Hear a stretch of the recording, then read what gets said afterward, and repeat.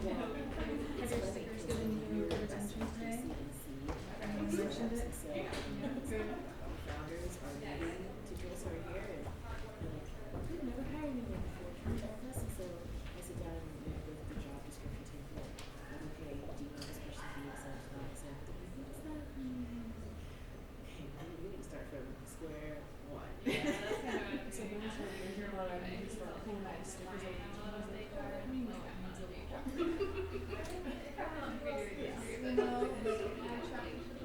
In-house for the stickers, whatever. I also browsed the stickers. The lunch was like,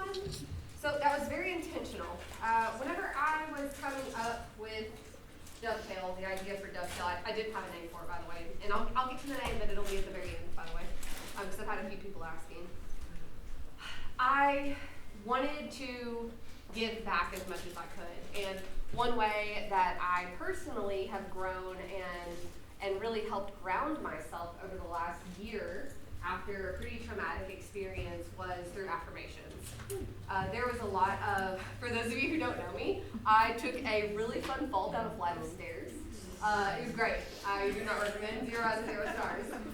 It was in the middle of the night. I got vertigo or something. We don't actually know. And somehow I didn't break anything, I guess, because I was like passed out. And pretty sure the nurse thought that my life partner of 10 years threw me down the stairs, even though he was like carrying me in crippled at like 6 a.m. It was very traumatic. She would not speak to him. She would not speak to him. She was looking at him with disgust the whole time. And at one point he left the room and I was like, I promise you I'm safe. I'm good. He actually saved me this morning. And I don't know if Meredith is in the room, but I texted her at like 4 a.m. was like, I'm not going to make it to our run. Not realizing how badly I was actually hurt. So anyways, one of the ways that I got through that really traumatic experience was affirmations and telling myself really great things. Some of this came through my dear friend Shia, who we heard from earlier, just really pouring into me and feeding me these really great affirmations that I could use throughout my daily life. So I kind of held on to this session until just a few weeks ago because I knew that I needed the right person. I didn't want it just to be anybody. I didn't want it to just be me or one of my friends. And I was connected to the amazing woman that's about to be up here and help you all out. I got lost on a little speech here, so I'm not sorry, I'm sexy. There we go. Yes. Okay, I knew that the stars would align because this is one of the most important parts of the day, at least in my eyes, and I hope each of you take away your own most important part of the day. But affirmations are the next speakers. What would you say? They're just part of your daily routine. They're my go-to. They're your go-to. Your go-to. Beautiful. So I would like to invite up Zayna. Gentle. And a dear friend, like I said earlier, I love to connect all the dots here. A dear friend of mine, Rachel Fox, who you may know. She founded NWA Girl Gang. She's pretty freaking awesome. Sadly, she cannot be here today. I was telling Rachel that I was struggling with finding the right person, and immediately connected me to her. And Rachel's just one of those people who just follows through, which I absolutely adore and love. So after our enlightening conversation, which I felt like we were friends immediately, so thank you for that. I just knew you were the right fit. I could feel your energy literally through the phone. So I hope that everyone in this room feels that. And Zayna would describe herself as adaptable, kind, and curious. So, and I thought I would Oh, it's locked. That's why. That's why. It's okay. It's horrible. We're just going to work. There we go. All right. I'm going to let you have the floor. Thank you. Well, good afternoon, everyone. I hope you all had a good lunch, but still have a lot of energy. Sometimes you can get a little slump after eating. My name is Zayna Gentle, if I have not met you before. And today I'm going to be leading the affirmation session, but just a little bit about myself. I am a compensation manager for my full-time job, but my fun job is that I am a yoga teacher as well. I teach at Cocoon Yoga Lab in Bentonville and at Be Well Yoga Studio in Rogers. And throughout all my classes, I like to incorporate some of my personal practice, such as breath work, meditation, journaling, and all those tend to include affirmations. So as she mentioned, we went over affirmations more a little bit. With Mashaya, we also did the I am safe for all the affirmations for the day as well. So basically, affirmations are just meant to give you something to say to affirm yourself. The word is meant affirm is to state what is true, state it as a fact. And all affirmations don't have to be I am statements. They can be anything such as, today money flows to me. That is still an affirmation. That's still something you want to call into your life. But I am statements are special in that by using I am, using that in present tense, you're telling a story about yourself, telling yourself what is true for you. And it can be as a way to invite in something to your life, a way to find out what aligns to you, or it doesn't always have to be the same thing. So each day, you are able to choose a new I am statement, even throughout the day. I personally like to start my day and end my day with affirmations. So I can pick an I am statement that allows me in the morning to think, what's the day I want to call it? And so today I was like, I am brave. I am doing something new. And here I am doing something new, given this talk with you all on these affirmations. And at the end of the day, I'll just say something like, I am doing my best. Because maybe some days that's all you can do. It doesn't have to be anything that's super grand, just whatever resonates with you. And that's the most important thing of it. Because sometimes you go to a place and someone may say, have you to repeat the affirmation of, I am loved, which is a great affirmation. But if that doesn't resonate with you, it doesn't really mean anything to you, it doesn't really do what it needs to for you in that moment. It just kind of like goes off to somewhere else. So it's very important to find statements,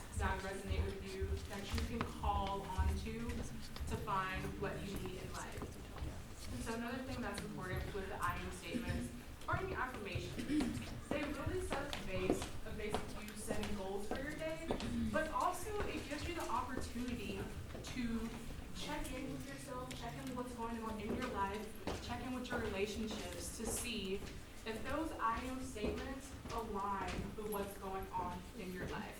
So for me, last year my big I am statement was, I am deserving of true love. I am deserving of happiness. So once I had those affirmations, I just started evaluating the things that are going on in my life, the people I'm surrounded by, and seeing if those people align. And if they didn't align, that gave me the signal, the sign that, hey, I need to do something new. I need to create better friendships. I need to start a different relationship. Like this one's working because these are things that I want in my life. So today here is what we're going to do is, as they're passing out the affirmation cards and the pins, you're just going to take time to create affirmations for yourself. And you have 3 cards. You can write more than one on each card, but we also want it to be interactive. So we want you to like group with the people around you, talk through, because maybe an affirmation that someone else has may resonate with you, and also be here walking around just to see and give you ideas as well. But I'll just give you some of my favorite ones that I have right now. Is that it was inspired this morning by Mashia's when we were going through the I am safe, and it was I am safe to use my voice. I resonate when she talked about how that helped her to affirm her and say, hey, I'm where I'm supposed to be today. And so I chose the affirmation of I'm using my voice for good, because I know that with this, someone will resonate with it, and it will be something that maybe could cause a shift to help someone find something to call into their life. So that it's not, so it gives me more confidence and gives me the courage to do what I'm doing. And also, it could be something like I'm a change maker, or I'm sharing my light with the world, just anything like that. And so you can just get started. Okay, so And take as much time as you need here. And knowing that, as I said, things don't always have to be the same thing every day. But with these, it could be a cool idea of which ones you write on here. You can maybe place them in a place that's going to be visible to each day. Like I also like to have one that's like on my bedroom mirror where I do my makeup. So as I'm doing my makeup or doing my hair, I see it there. I have that visibility to it at all times. This gives me that daily reminder of what I'm trying to call in for that day. that's great.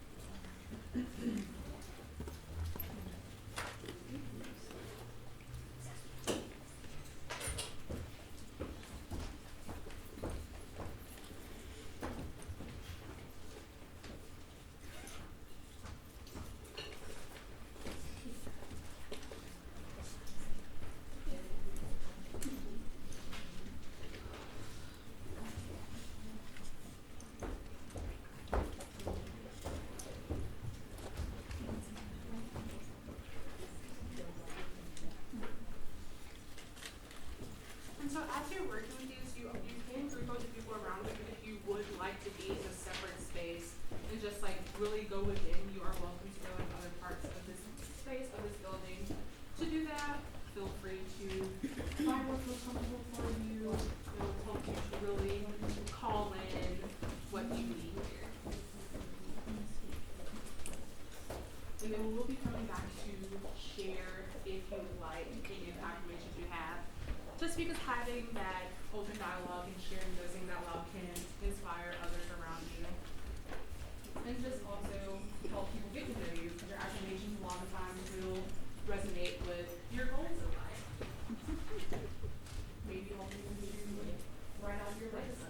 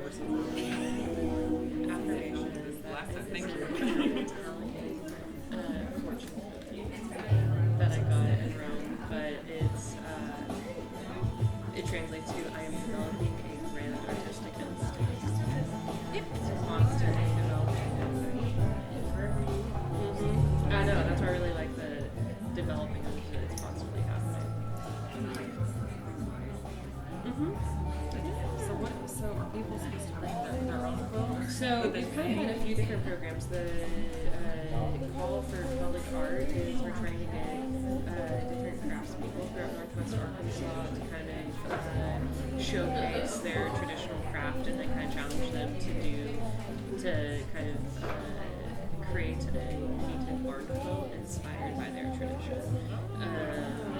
Like weaving or like felting, any kind of like making, just like what does that look like in a traditional field.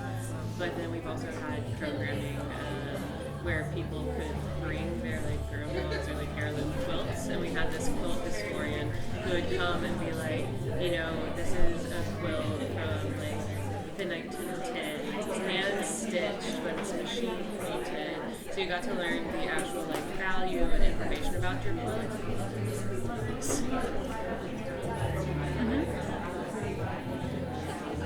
Oh, cool. I mean, that's kind of the conversation. It's like, if you're taking it to a quilt show, then yeah, Barbara's going to be like, is this of the time? But also, if it's at your home. Exactly. And so that's the other half of it. Is like, we had Alice come up with like the historical value, and then it was just like a bunch of people sharing why they loved their quilts over like a circle. And it was so fun. We're going to, I think in February, we're going to try to do them.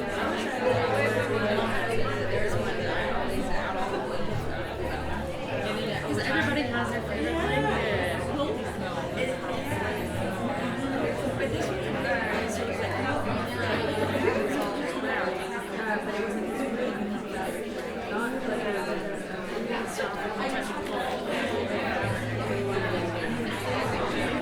Take a picture of it, yes.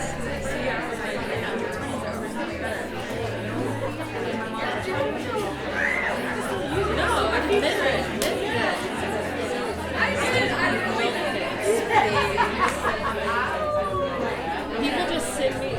People just send me pictures of quilts.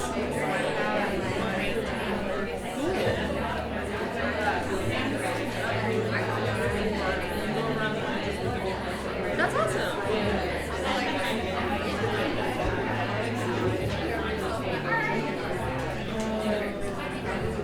And that's why I like quilts. I'm just like, okay, you can add to it. I like the trend of like people taking on quilts and turning it into clothes. So kind of, it's like that Linus when he carries around his safety blanket. He's just like, when I grow up, I'm gonna turn this into a sports team. That's so cute. Would anyone like to share what they've come up with what's resonating with you? Okay. I am overcoming the odds. I am a strong leader, and I am a fucking badass.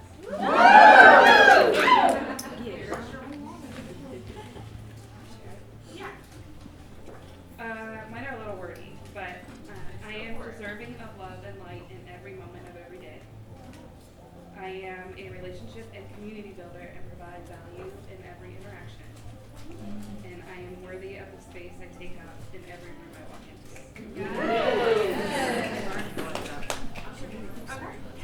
So on this one card I wrote, I am magical, I attract miracles, I accept my shadows, and I accept myself. Okay. I'm just gonna do one of mine. Okay, I'll do two, but I'll end with my favorite one. I can show up for myself. Everything I need already resides within me, and I am my greatest love story. Okay.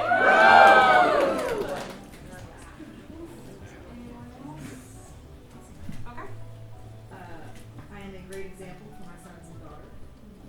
I have ample energy for every task, and I am allowed to be on I kind of borrowed from Rumi, but I said, stop acting small. I am the universe in ecstatic motion. And do you know that there is also a power in saying your affirmations out loud? Even if you're in a space alone, just speaking out, using your voice to say them can make them resonate and really hit with you even deeper than just reading them. So even if you don't take the time to say them now, when you are in that space with yourself and you really call back onto them, you read them out loud. Would anyone else like to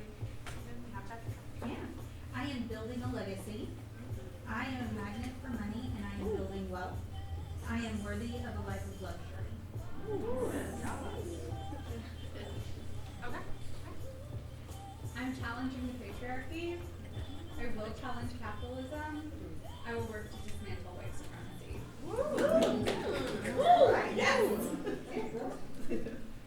Anyone else? We have time for more. I wrote, I am an incredible human. I am a safe human. I'm a just human. I am full of power. I am a human. And I think that speaks to like when we see our flaws, looking at ourselves with the humanity that we would want to show, like to look at others as super important. And like in photo of that, like one that sometimes I'll go to is saying that I'm giving myself grace. Because we know all the times like we might not meet the goals as we have some set out, but also know that you should hold grace for yourself.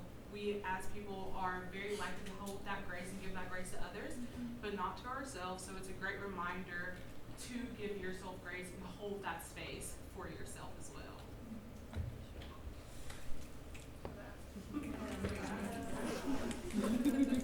Anyone else like to share? I think with that, my translation of that is just like, I am doing my best. Yes. And not reaching out to perfection, just like contextually showing up and behaving as I can. Yes, that's definitely one I always end my day with, that I am doing my best, because it's just like, whatever happened, today I know that I did my best, and if I didn't, then I know like, hey, this is what I'm striving to do, so tomorrow I'll try harder to do my best. I was just gonna piggyback on that because I have down my best is good enough. Yes.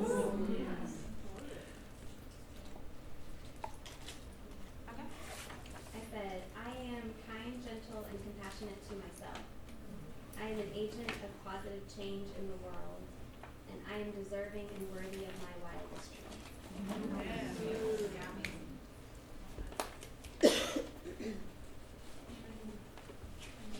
Okay. This is kind of a manifestation, which is a new thing I'm trying to be open to. I am a highly sought after consultant, speaker, independent researcher, and author. I release all resistance to attracting money. I am worthy of a positive cash flow. And I am surrounded by people who love me and are cheering on my success. I own my life path because at the end, I am the one who have to make the decisions about the choices, and I own those choices. I am more courageous, and I am me. Anyone else? Sure. Okay. Excuse me. Like Alex, I always have a word for the year, and mine is consistency. Because I tend to start strong and fast and hard, but don't really finish well. So that's my word for this year is consistency. So I am consistent. I am more than enough, and I am prosperous. And yeah, you can always, like with affirmations, there's so many things that you can incorporate to it. Because said, like, finding affirmations can help you reach your goals because, like, they take that inventory to see that, hey, this is not where I'm at, but this is where I want to go. But it also helps you invite those things in. As like consistency, you can bring in those other words and just combine it all to one to really just give yourself that self-check as you go through those words, through those affirmations as well. Could anyone else like to share? I have one that's kind of like tailorable. It started when I was on a run here in Fayetteville. If anybody's run in Fayetteville, you might understand this, but I just kept saying to myself, "You are stronger than this hill is steep." And so the affirmation is just, "I am blank, then is blank." So I use it all the time. I'm kinder than this situation is challenging. So I can kind of tailor it to be. But Declan started on a very steep hill. And you are iconic.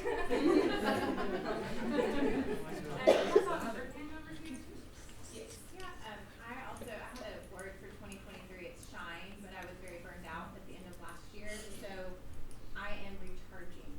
Okay, yeah. I love that. Same word. Yes. Well, one that combines the word and the run and the consistency. My word is pain, which is something that for me is tied to the consistency because I start strong and go fast up the hill. And then I get some pain and then I'm like, oh, slow down. And in fact, I'm not afraid of the pain it takes to grow. So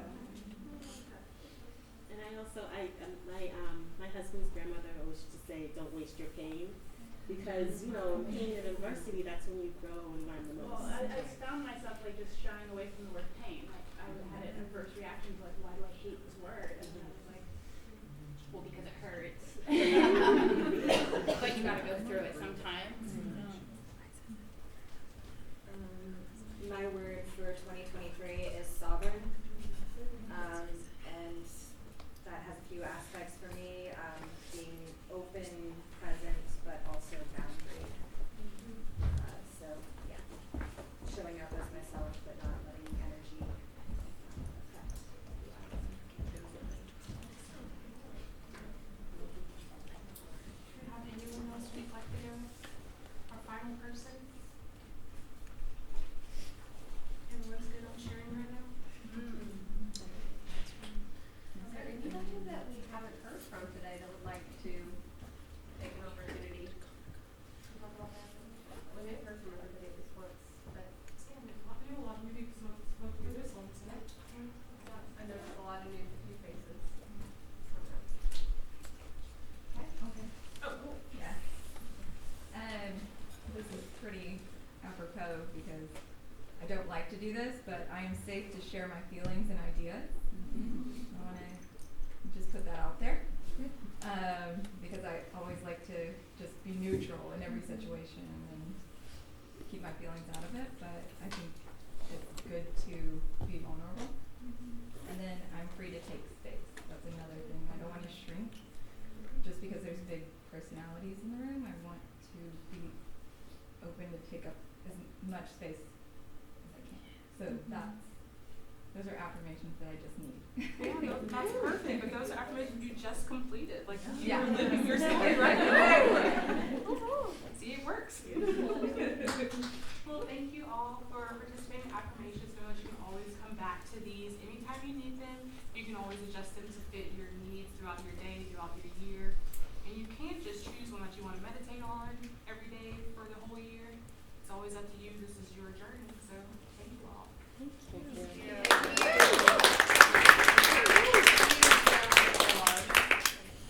Thank you so much for that. That was really affirming. I'm a comedian. Okay, so I just wanted to take 1 second to I just hope everyone is enjoying the day, and if you need a break or anything, just know that this is a space that you're welcome to do that. There are still snacks in the background, or the back of the room. Please don't hesitate to grab some chocolate now or on your way out. I am so excited for our next presenter, Miss Sierra Hulk. Hey, y'all. Making your way to the stage. Can I just say real quick, that was beautiful. Yeah, wasn't it so good? I wanted to say a lot more, but I feel like I'm gonna cry. I'm trying really hard not to do that until the end. I'm okay to cry at the end. I just wanted to let everybody know, as the theme of the day, Miss Sierra was one of the voices behind PowerPoints. Yes, you remember we were at the UI Summit, and I started going literally crazy. I was like, PowerPoints, I can't. And I croaked. It was bad. Because I get real hyper sometimes. So, anyways, I'm excited to bring you up here and let you talk about your passion playbook. I'm really excited. And did you see the slides? I'm like, I don't know what I hear. Oh, beautiful. Yep. We got this. So if anyone wants to just take a moment to go to the bathroom, get some water, Yes, while perfect. we We'll get set feel up. free, talk amongst yourselves. And I would like to say that Sierra would describe herself as visionary, driven, and a connector, and I can 100% say I have witnessed all three of those. You. How y'all doing today? Y'all been enjoying this so far? Yeah. Can we just give Alex a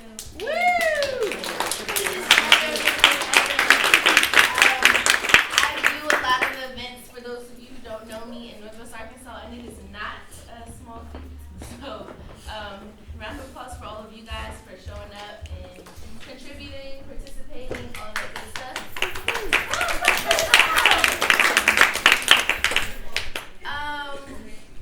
So for those of you who don't know me, my name is Sierra Pope. I Arkansas for just about 10 years now, but I'm from Maryland.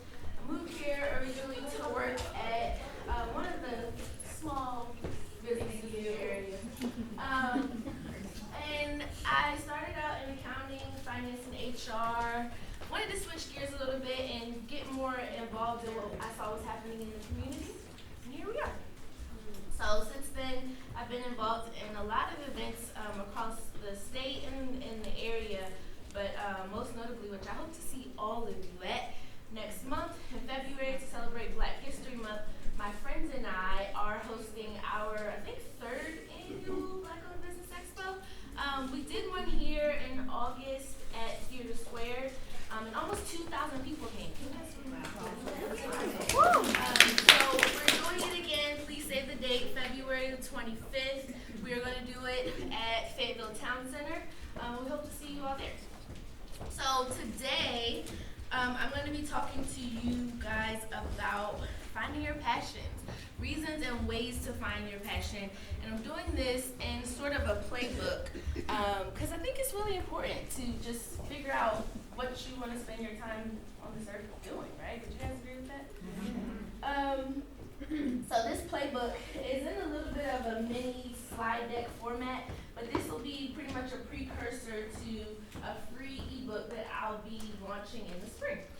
So this is just a few questions that I've kind of put within the slideshow to help you guys kind of have a sort of blueprint, roadmap, so to speak, to just think about what you want to do with your own lives and how you want to go about figuring that out. Let me see. So I got some notes in here so I can make sure I'm keeping on track. But pretty much the concepts and questions that are going to be in here are just going to help kind of lay a solid foundation for your dreams and aspirations and all the things that you want to be able to build on in your life, if anything. So this is me. This is one of my good friends and advising partners, Robel. We are Blackground, which is a small business that I created when I left my lame corporate job. So with this presentation, we are all pretty much searching for health and wellness in this often chaotic world. Would you all agree with that? So part of this playbook is designed to help us get into the habit of self-discovery and exploration and passion finding as a means to know who we are and how we're going to create our own paths in this world. Okay, so who am I? Born in Texas, raised in Maryland. HBCU alumni, which is a historically Black college in Maryland. I do a lot of business development, career development, and I'm also in the space of just teaching the importance of ownership to people, whether it's owning your intellectual property, whether it's owning up who you are, owning up to the things that you do in this life, owning up to how you spend your time. Ownership is really important. So I do a lot of coaching around ownership and just helping people get into the space of ownership. I'm community and culture and equity champion, so I do a lot in the area around diversity, equity, and inclusion, consulting. I'm a planner, I'm a creative, I love food, as we all do, and I love to travel. So some of these pictures here are kind of pixelated, but this is me and my mom here. These are me and my girlfriends, Jasmine and Jay, who are the other duo that are behind Black Owned in WA. And then these are just some excursions that I've been on. This one in the middle was actually in Paris at a event called Dîner en Blanc. Has anyone ever been? It's crazy. Highly do not recommend, honestly. For those of you who have heard of it, this event took place on a lawn in Paris with 10,000 people just having dinner.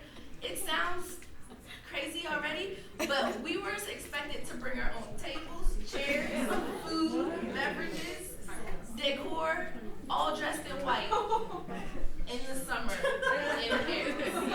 10 out of 10, do not recommend it. And then this picture here was in, I think I was in Morocco for that picture. So I love to travel. Other fun facts about me, I'm an only child and I'm still learning to like it, quite frankly. Me and my mom like to play this game where one day she'll call me and be like, where are my grandchildren? And I'm like, girl, where are my brothers and sisters? I was a full-time entrepreneur just before the pandemic, which looking back, 10 out do not recommend. Visited 25 states so far, definitely looking to add to that this year. And I visited 5 countries. I've also discovered my life passion at 27, which I'll share with you. So what it has been determined, I'll say, is that I want to build better community ecosystems that create a positive impact by changing the world and the lives of people. And I want to do this especially for people like myself who are melanated and who are marginalized by a lot of the ways that our communities are built, unfortunately. It is believed by many people that between the ages of 27 and 30, we are finally making conscious decisions as adults. We behave with total maturity, so they say, and we discover our purpose in life. So for all my woo-woo astrology lovers out there, this is also what they refer to as like a Saturn return type of era. If you don't know about that, do your Googles. Very important stuff. But this is also something that supposedly happens around this time. So it's very what a time to be alive vibes, right? So one thing that I'm going to do within these next few slides is just present a list of questions to help you kind of think through what your own passions are. I will encourage you to just take a minute or two, of course capture the list in full, but just take a minute or two and only pull out 1 or 2 questions and just ask yourself those questions, okay? Make a little note, answer it, see how you feel about it. So one thing that I did when it was time for me to figure out, okay, what the heck do I want to do with my life? I just asked myself some of these questions. So what activities bring me the most joy? How and where do I find peace and inspiration? What expression do I enjoy expressing the most? Is it one of my things, like, it's weird. When I was younger, I didn't really cry, but now love is one thing that just makes me boo-hoo in a good way. Just expressions of love and seeing love, just, it feels good. Asking myself, what am I here to do? What are my life lessons?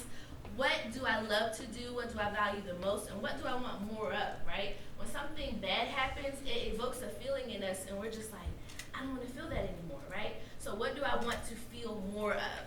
What brings me a great sense of fulfillment? What roles in my life are the most important? Is it being a student, a teacher, a coach, an advisor?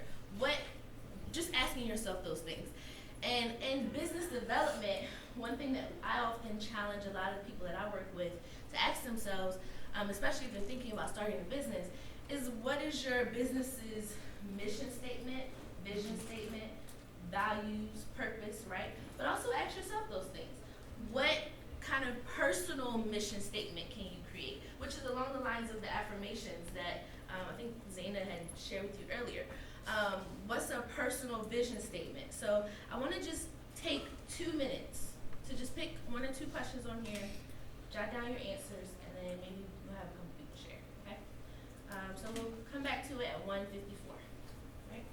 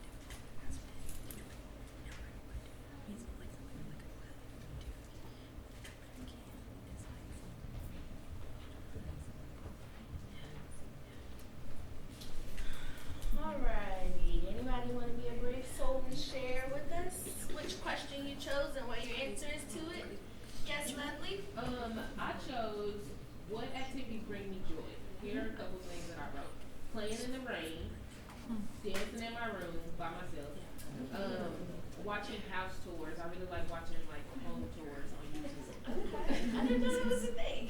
Yeah, for sure. I watch this really nice home. Thank you for sharing. HGTV, but on YouTube. Okay. Doing anything near, in, and around water, finishing a book, and just create. Awesome. Thank you for sharing. I love that. One of the reasons why I had that listed on here is that at the beginning of the pandemic, I just decided I was going to do more of the things that I loved to do as a child. So I bought some skates. I was in the pool more.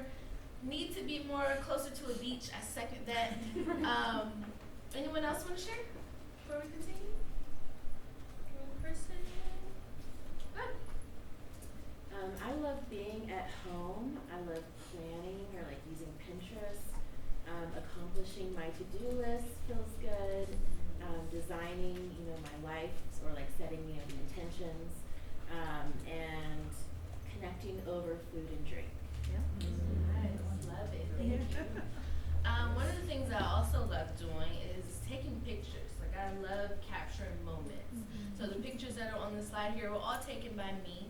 I love like capturing just wildlife or nature or people in an element.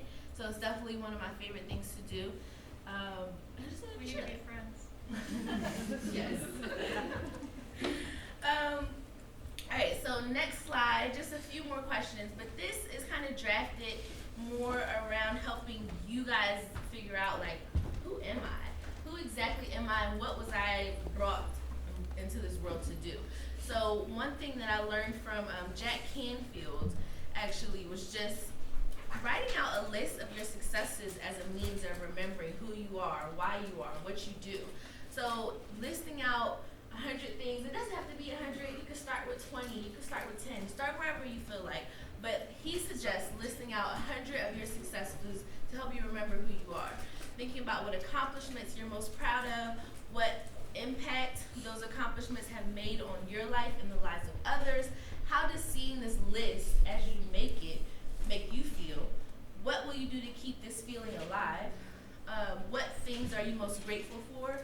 And as a daily practice, and even adding on to the affirmations piece, he also suggested every day at the end of your day, standing in front of a mirror, eye to eye, and just looking at yourself in the mirror before bed. Like, have you all ever like looked into your pupils, like into your soul? It's dark in there. It's a moment, let me tell you.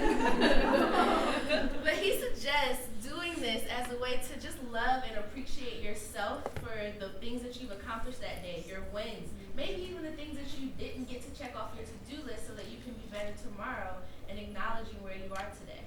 And the first time I stood in the mirror and looked at my soul, I was just like, oh, it kind of feels like cringy or awkward, but afterwards it's just like, huh, maybe I am somewhere in there, it's interesting.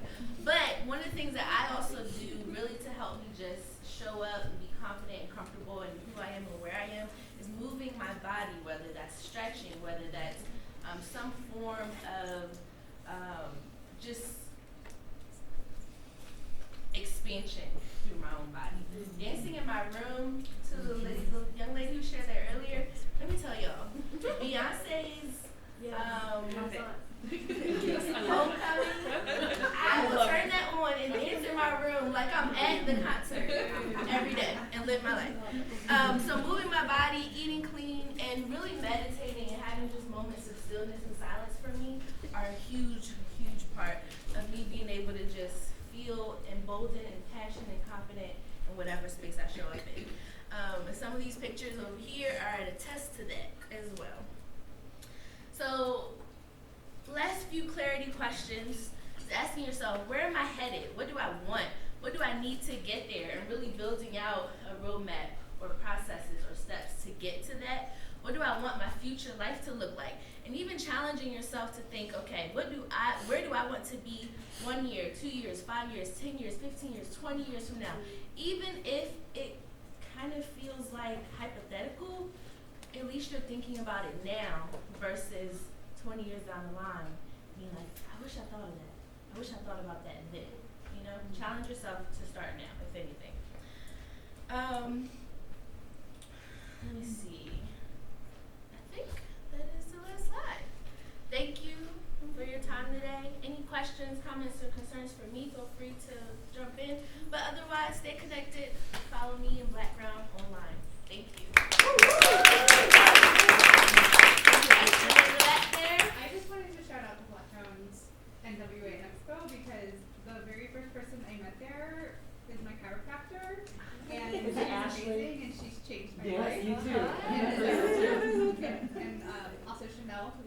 Yeah. her office with her. So I'm just very excited about that as a thing that we have as a resource. Thank you for So sharing. thank you. Thank you. I appreciate you sharing that. Thank you so much. Anybody else? Any questions, comments, concerns? All right. That's easy. Wow, may we share these slides with folks? Awesome, I'm like, I can download it, but I didn't wanna. What I'll probably do is just send you like a one pager of the Beautiful. questions. Yeah, I love that. That's perfect. So, just as we will be sending out all of the presenters and facilitators information and ways to connect with them, whether that's on Instagram, LinkedIn, email, we will make sure to send all of that out after today. Let's see if the computer wants to work. Can I get this? Thank you, Sierra. That was super, super amazing and insightful. Thank you. Of course. All right. I would love to invite Blanca Maldonado.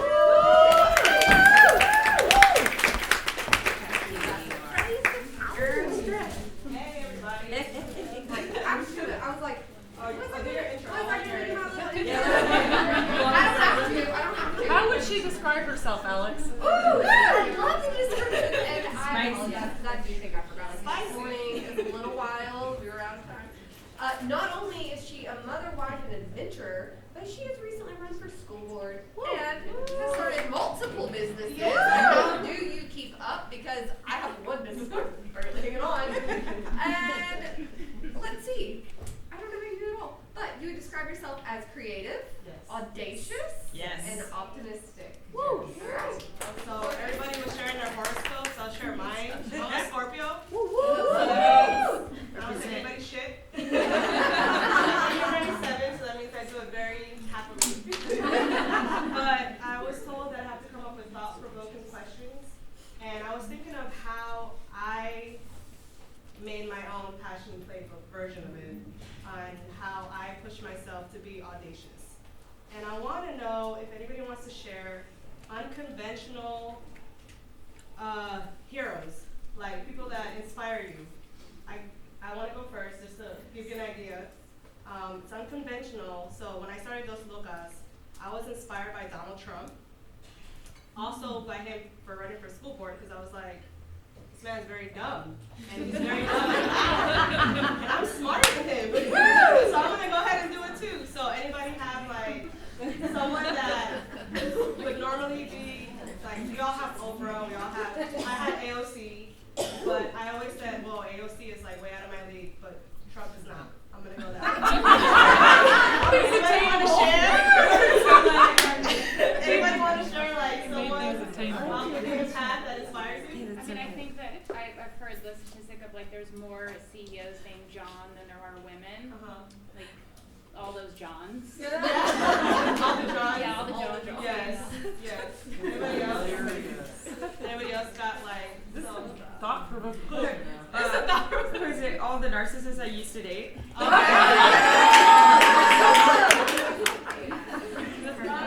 It's not like commonly a way to think of inspiration, but that's how I get to dare to be audacious and dare to put myself out there. Another way, if anybody wants to share, have y'all thought about what like scares the shit out of you? Yeah. And think of a strategy on how to overcome that they want to share? I see Becky. Shake your head. I love the receipt.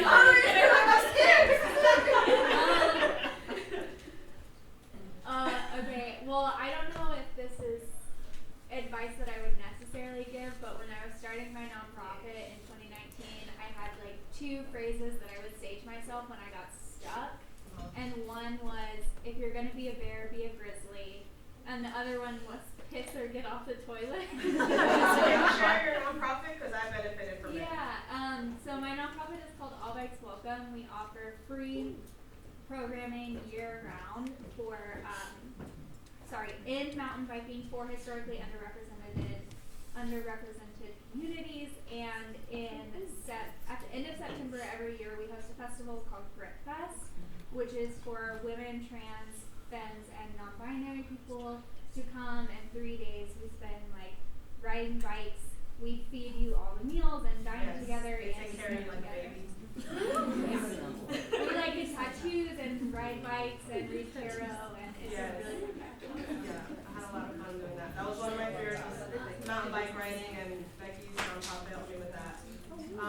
Anybody else have unconventional ways that they inspire themselves? It got you thinking? Yeah. That's good. I'm gonna call you tomorrow. In your DMs. In your DMs, yeah. I don't know. I thought that was. Oh, okay. I thought of another one. Okay. Dímelo. So I also, whenever I'm scrolling through TikTok instead of sleeping like I should be, and I see an inspirational TikTok, I save it. And then when I'm feeling stuck, I go back and I watch all of my inspirational TikToks, and it kind of helps me. It kind of like gets the brain going again. It's a little unconventional. Good. Go ahead. One day when my dad was dropping me off in middle school, he told me that I would intimidate every boy I ever met. And instead of it being like, oh, that's bad, I've used it as like a promise and a goal for myself. Okay, you made me think of one. Well, twofold actually. My mom once told me no boys will ever like you if you keep beating them and everything. And I just remember in that moment thinking, yeah. When I got into like my high school Hall of Fame for basketball, I got up and I just opened with that quote from my mom, and she wanted to murder me. Like looking at me like, but I have recalled that moment. Like, don't spend my time with anybody that would feel that way about me. Boy, girl, whatever our identity. Only surround yourself with people that will cheer for you, like at your greatest. But and also that goes to this. I remember my coach in college. She hated me, and mutual feelings. And we lost our last game my senior season, and everybody's bawling, and I'm just like, thank God this is over, and I just get to go like be another person that doesn't play a sport. And she came up to like give me this fake hug, and I said, all those things you hate about me, I can't wait to go out in the world and use them for good. Woo. And I recall that moment a lot in my life. Like, these are all the things people love about me now. And you try to like murder them out of me. So that's one thing I use. Yeah. So in connecting that, I use my rage to run for the school board. Woo. So a lot of people are like, oh, I want to change the world. Yes, that's cute, but for me, like a lot of the anger and that revenge feeling, Danny's made it okay for me to like, I feel like I used to like push it down, and I'm like, no, this is who I am. It's okay to like channel that rage. That's like a thought provoke. What's up, Sierra? I literally just journaled today about all the rage that's just boiling inside of me. So I don't know if it's so much unconventional, but one thing that I had done before was just create a playlist for when I want to feel good, because music is definitely a feel-good thing. But I also created a playlist for when I'm feeling ragey, and when I just need to. Can you share like a track that you might have in there that we can add to our playlist? What'd you say? Do you have a track that like fires you up on your rage list? Let me look. Mine are usually like some DMX stuff that makes you want to fight somebody. So I would listen to that to like get my feelings out and the jitters out. Yeah, what do you got? Hi, my name's Regina. I don't know if you saw this inspiration, but I draw, I don't know, direction from the phrase, not my circus, not my monkeys. I just find it, if I can remind myself that and I can let go and realize that like so much is out of my control and I have to worry about my monkeys, that life is a lot easier. The one song that's coming up right now is Bitch Better Have My Money.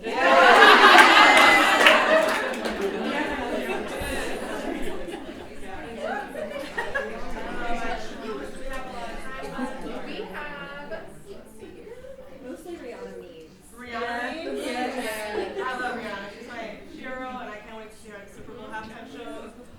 Watch her perform. So excited. I have one. So this is why we can't have nice things. My mom said that to me my entire life because I got really tall really quickly and therefore trip over nothing, right? Yeah. And I now use that as like, it is my inspiration because I am me, and the reason why I'm me is why I have the things that I have. And so I know it's a backwards way of looking at it, but that's always been my thing. Yeah, I feel like sharing this unconventional way of thinking helps me because, what do you got, Danny? By the way, Danny's my business partner with her Rebel Baking Company, and she's the one that bakes all the amazing baked goods. We're gonna have a pop-up January 28th. Okay, go babe. Dang, go. So I think like every extrovert that's Blanca finds an introvert. That's how it works out. But like for me, I spent a lot of time as a kid like just by myself because of my crappy family structure. So as an adult, I like to tell myself I have never actually failed at anything. I've never actually failed at anything. If I had failed at something, I wouldn't be here right now. So anytime things get hard, I'm like, have you ever actually failed at anything? And I have to remind myself, like, no, you actually haven't. Just do the thing, and if it doesn't go well, you figure it out later. But you probably never actually truly failed at anything that's going to stop you from living life ever.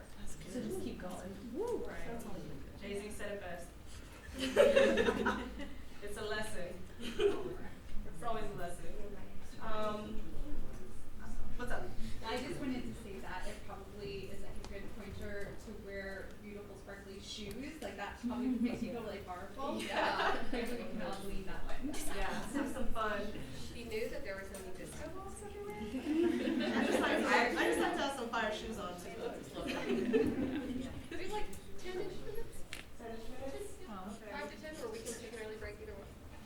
Also, so Okay, one right over is there. there something that y'all want to share about? I saw a lot of people nodding their heads when they're talking about probably something that's holding you back from dreaming big or bigger. Is there anybody want to share like what you need? Because she said you got to make a list of what you need to get to the next step. That could be like, for me, it's I need money because it makes me happy, and to do that, I want my business to grow. So I need y'all to follow us on Instagram. I need you all to go ahead and sign up to our newsletter and show up to our pop-ups. What's the Instagram? Yeah. Sugar Apple Baking Co. So if y'all all have like freelancing or you know exactly what you need, this is a great space to share that right now. So anybody have anything they want to share? I need those cookies, those jalapeno cornbread ones. The jalapenos are not spicy enough this season, but they're coming. Okay, We have our 1-year anniversary coming in March. Sign up to our newsletter. Okay. And I'm going to email you. I know It's gonna be an email blast. I'm gonna be there. But yeah, like I'm sure if you all have like corporate job or a side hustle, or I need a space to go do yoga, like this is a good space to say that. So anybody have any needs they have? Go ahead. I am working on a few things, 3 businesses that I'm running, and my biggest weakness is in operations. So, operations and like building structures and processes. So And holler at me if you find it too. I will say I'm actually in the process of launching like some business development group coaching sessions where we're literally helping other businesses and other small startups implement those processes and literally figuring out how to use tech stacks to help you do the work and all that. So if anyone's interested in that, definitely connect with me. Nice. I quit my corporate job last August Ooh. so I need Great. clients. And you did photography? Yeah, photography, branding. She did all the It demo. looks good. Okay, all the branding. Like she did the brand. It was really She beautiful. took it out of my head somehow. I don't know how. But Good. Yeah. That'd be scary in there. it's really. You're not wrong. It's beautiful in there. Hi, I'm an artist, a local Fayetteville artist, and I'm a stand-up. Yeah, please say that. I know you Alex too. likes I just honestly like being a small business owner in a creative space. I just need eyeballs. So having people follow, having people share with other people, also having spaces to display. So if you know the space or you know the space and you're like, we would love to have artwork here. I think we can connect you with a beautiful, beautiful woman in the back of the room. There might be someone. Maybe. This is all about connection points, and we want to continue those conversations. Yes. Back there. I see somebody. Me. Sorry, I can tell you point. Mine is not business related, but if anyone like knows, I'm looking for a place where I can learn woodworking. Not like I don't want to make intricate sculptures, whatever, but I just want to be able to like build my own raised garden bed and greenhouse and things like that, and I am kind of scared of some of those things, and the only places I found are really like, there was one that I found that was like just for men, and so if anyone knows those resources, then I would love to hear of that. I know. I'm actually, if anyone needs a creative outlet, the Eureka Springs School of the Arts, it's like in the woods and like flies under the radar, but they have all of these like state of the art. They have a woodworking, a wood turning, a welding shop where they teach you like how to like pour bronze sculptures, painting classes. I did a ring making course. I like made all the rings on my fingers. And it was like my vacation to myself last year was to take one of these like 3-day courses, and I would highly recommend it if you need like a break. And there's I met some like really amazing women in my class too, and they were also like bronze sculpturists. And the woodwork shop is like incredible. Yeah. The Eureka Springs School of the Arts. It is a fun place to be. Also, go ahead. I'm Joy. I have a business. It's a wellness company, and I lead workshops inside businesses that offer stress reduction practices. So I'm new. People don't know that I'm here. Sales is very challenging. That's my Achilles heel. So just being able to share with you guys. My social media is JY Wellness Group. You did. Wonderful. My friend Mark like posted something. And I was like, oh my gosh, that sounds awesome. So yes. Yes. And I'll add to that just because I love Joy. If you do not have your own space, you can also rent Art Ventures to bring her into the space to do it with your staff. Yes. Yes, I'm also Because she's leading- done it in our space before. I did, and it was wonderful. And I'm leading a workshop at the library February 9th. Yes, it's the art of self-love. So for Valentine's Day, it's a free community class. You can come in, and we're going to workshop together there. And then I'm also starting a book club. So there's a Badass Book Club coming. So if you follow my social media, you'll be able to see that too. Oops, sorry. Hi, my name is Christine, and I do political consulting, and I'm really new at it, but I have been up in Benton County for a while doing political work, and I have a newsletter. If you know people that are even remotely interested at some point in time serving on a city council, serving on a city board, running for school board, running for JP, running for state reps, some of these women have run before, they're amazing. Please reach out to me. I will get you on a newsletter. I will get you information. I'll get you anything you need if you're interested at all. So it's CEJ Consulting. I don't really have a big website or anything, but I do have a newsletter. So come stop by and I'll get you signed up. Plug stuff since she had to leave. Oh yes, thank you. So Stephanie Baker was up here a little while ago. She was she is the director of Emerge Arkansas, and Emerge Arkansas is a fantastic program that is focusing on training in women to run for office, specifically in the state of Arkansas. So she's got an amazing program that she is working on right now, and if you want more information about Emerge, please also see me and I will get you in contact with Stephanie. She's awesome. Thank you, Bree. I have one more thing. It's not necessarily to do with my studio, although please come. You guys all have little gift certificates in your bags at the end of the day, so I hope to see you. But also, this is a nonprofit that just opened up. It's Monarch 61. I don't know if anybody's heard about it, but it's a creative hub for community art and wellness for any woman. So very similar to kind of what we're doing here. It's in Van Buren, so a little bit of a drive, but let's see here. The Insta is Monarch 61 Project. And I will definitely be facilitating some opportunities there. And as I understand it, everything's free for everybody. It's and they have like pottery classes. I bet they would be open to doing like woodworking, or I mean maybe. Thank you. Claire and I really geeked out over talking about the metalworking. So I mean maybe they'll do that too. Who knows? But yeah, if you want to facilitate or use the resources, wanted to share that. Maddie and I own Curated Health, so innovative mental health care, and we're in Springdale, Arkansas. Desperately need more therapists. If you know anybody who is fully licensed in the state of Arkansas, I would gladly have all kinds of help. So, Can it be telehealth? yes, as long as they're licensed in the state. Hi, my name is Julia, and I do poetry workshops in Fayetteville and Bentonville. My ideal person that I would like to come to this poetry workshop is someone who tried to write a thing once, and their mom or their teacher was like, "You're not very good at that." Those are all the people that I want to come write at my poetry workshop. I do them at Pearl's Books.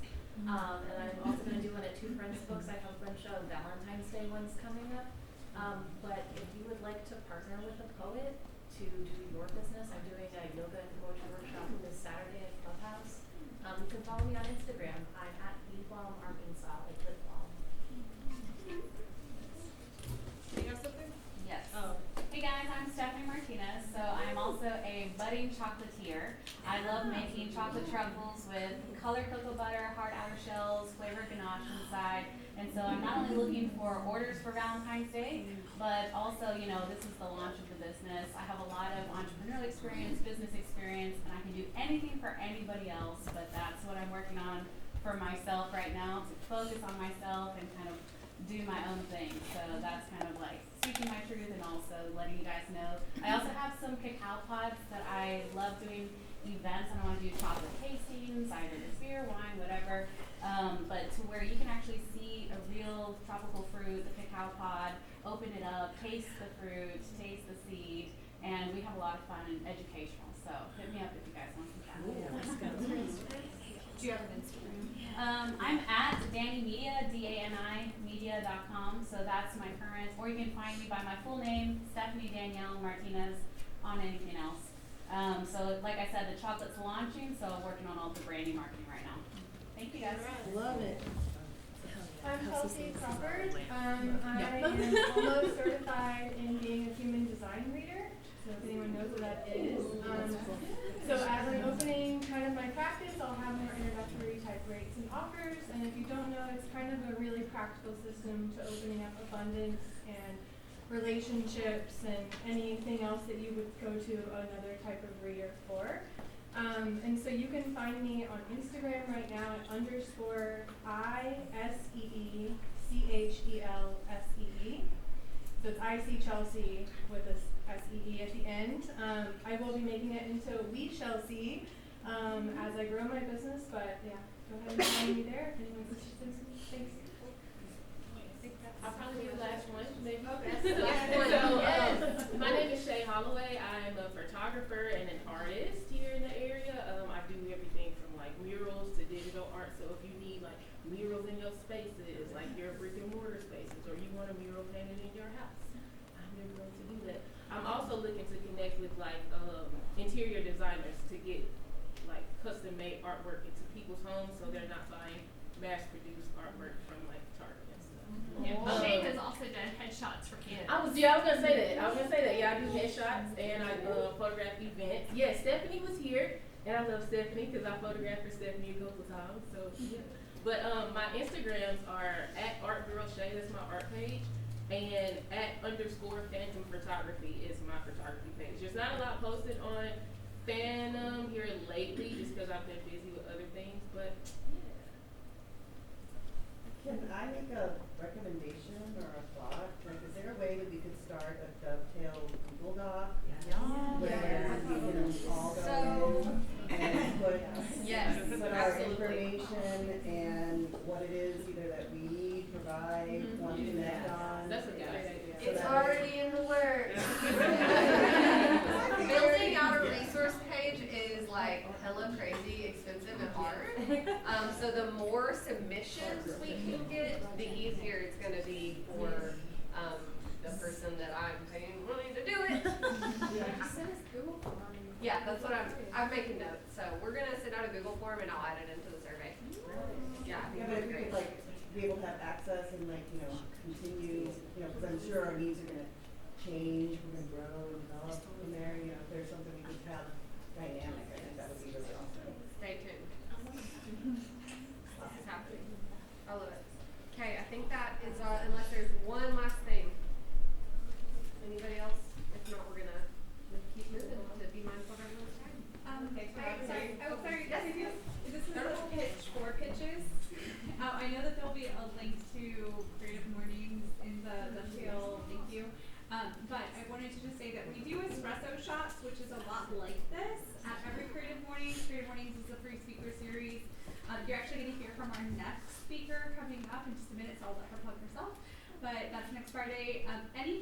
month we do espresso shots, which are free. Anyone can like talk to me about it. If you have especially a call for proposals, a call for collaborators, an opportunity that will benefit the community, a project that's launching that you want to share, especially if things are free or really accessible to the community, we'd like to try to keep it in that realm. Then we'd love to have that shared with our community. Alex shared Dovetail with us, and that's how she, I think, connected with Randy to do the IM Northwest Arkansas podcast. So lots of cool synergy and energy around that if you want to keep this self-advocacy going. Yeah. I'm having a great time. Yes. I'm here for it. Well, thanks for having me. Thank you.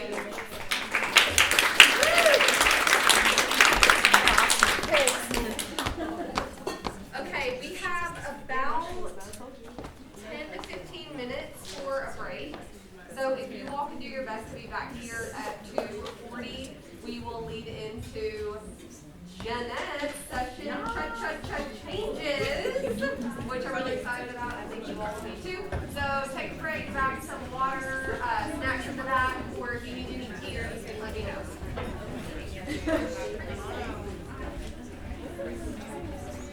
You guys were like, yo, I was like, chill. You were like it's that fun. It was like, yeah, it's fun. But it was very complex. It was really funny. Yeah. Well, hey, oh yeah. That's what you don't want to get to.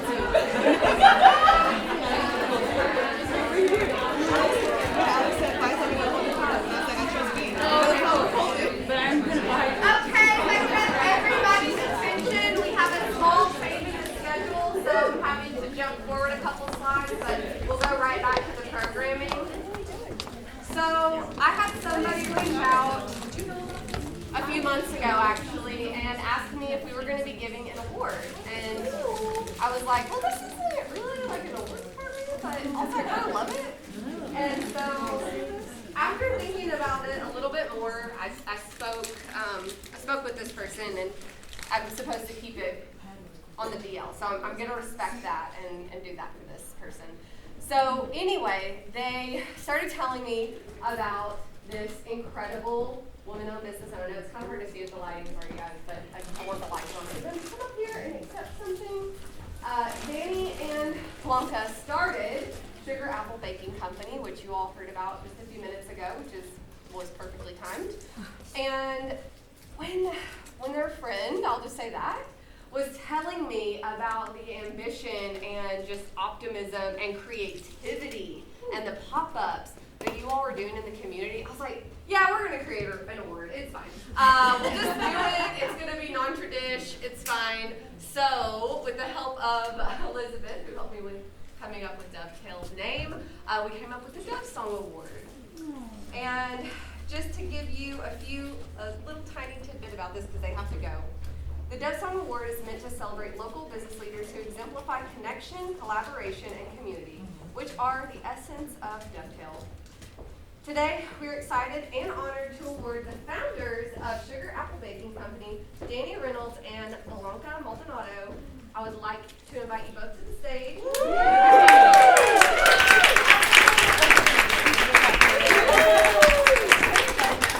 So somebody last night asked me how I was going to present these, and I said, and I was like, oh, no, cute. I thought it was a cake.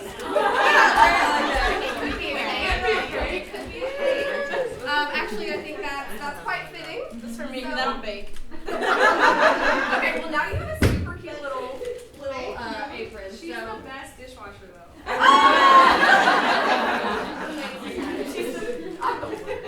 So, and we have one for you as well.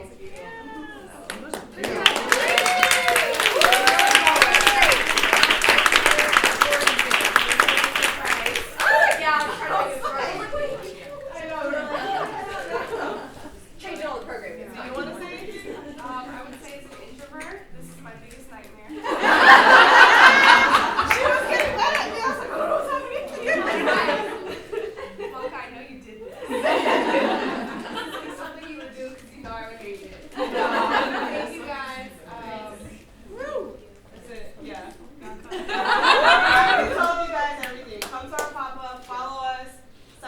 our newsletter. We're gonna have them pop up on the 28th in Springdale.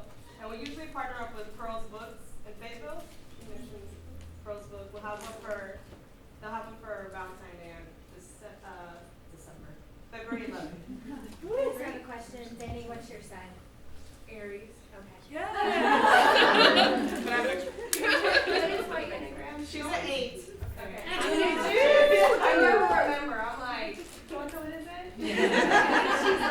She's the keeper of the non-creative ideas. Are we going to time? Yes. Thanks for having us.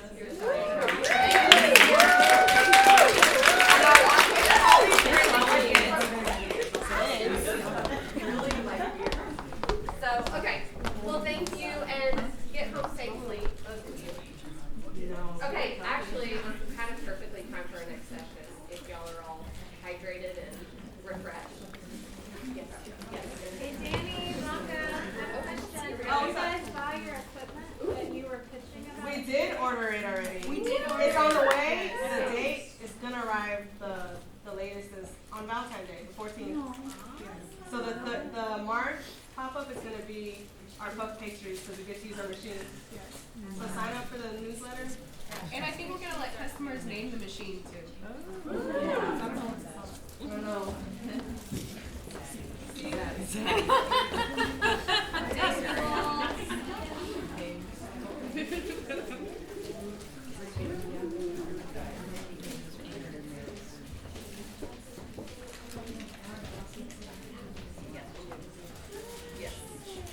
Hold on. I think I lost my phone. Uh-oh. Let's find the phone before we... Alright, sorry. Okay. Well, I hope y'all enjoyed that. I tried really hard to keep it a surprise, but I thought it was a little fun moment that we could all have together. So, next up, I don't know if you all know Jeanette, but she's pretty fabulous. Also, yes, this light is in the perfect spot. And I did try and see if we could move it, and we could not. So, it's fun. All right. Is it weird to say that I love our next presenter? No. We actually have never spent that much time in a room together, to be honest. But anytime we're together, I just feel like we've truly never been apart for more than a few minutes. So I think that's really powerful and really special. So Jeanette would describe herself as curious, kind, and strategic, which for all I can account is absolutely accurate. So I'm going to leave it to her to start Gosh, this has been such an energizing day, and I feel like I'm going to make this into part of my theme. Superpowers. So we'll say we did that on purpose. But I wanted to start out with what I tell founders to do, a hook. And that is, I always believe there are only two things in life that really have the power to transform us, and that's people and books. And so really, as you think about that, this idea of the collectivism or collectivist approach and the individualist approach, I think past the pandemic, we've even started thinking about ourselves as a collective approach. So thank you, present me, for making the bed now for future me. Or thank you to past me for being sure that I had something in the refrigerator when I came back because I knew I was going to have a long day. And I think that's been a huge theme of today. It's like, how do we start stepping up, recognizing what our needs are, and being the ones to do that for ourselves versus waiting for other people to do that. So I think that's really excited that this idea of self-determination has really come. And so when I think about this idea of books, it really is people. People coming at you from asynchronously. So people's wisdom, those sorts of connections that you have, that people have preserved that in the books, and we are able to have that at any given moment. But as we have teased with changes, I think that this idea of what this past year has been for most of us, and for me personally, I've added two more things to that list. People, books, and now pain and plenitude. And I think those are the things that can really change us. And I'm going to tell you a little bit more about that. So,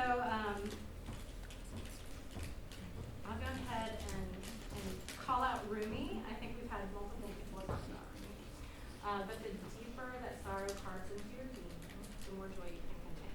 And that is the quote that I send to anyone who is going through grief or disappointment.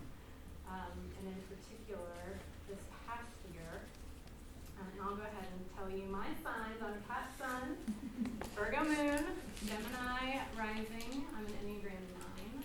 I'm an MBTI ENFJ, and my YOS. So what my Y is mastery. I'm a word nerd, and I love learning for the sake of learning. And my how is through better way. I love to find better ways, and I love to share them. And my what typically is trust. So I believe that through relationships and building trust, we can do whatever we could, imagine ourselves to do, especially in rooms like this. And the way my brain works, I'm a self-described neurodivergent whole brainer who loves founders of all kinds. And just in talking to or listening to what's been happening, it's like we've got a venue. We've got a venue at Art Ventures. We have healers, collective healers within our midst. We've got our own currency that we can use to help others, whether that's an introduction, financial capital, relational capital. All those things are powers that we have now, even though we may or may not believe ourselves to have that.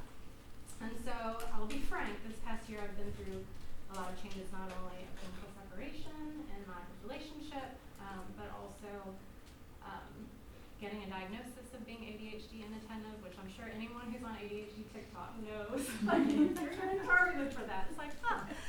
And also a nonverbal learning disorder. And this is all information that would have been wonderful growing up because it has explained a lot of the ways that I have this superpower of being able to have a high justice sensitivity, being able to make connections, even though it doesn't look like I'm listening, but I'm actually observing everything all at once.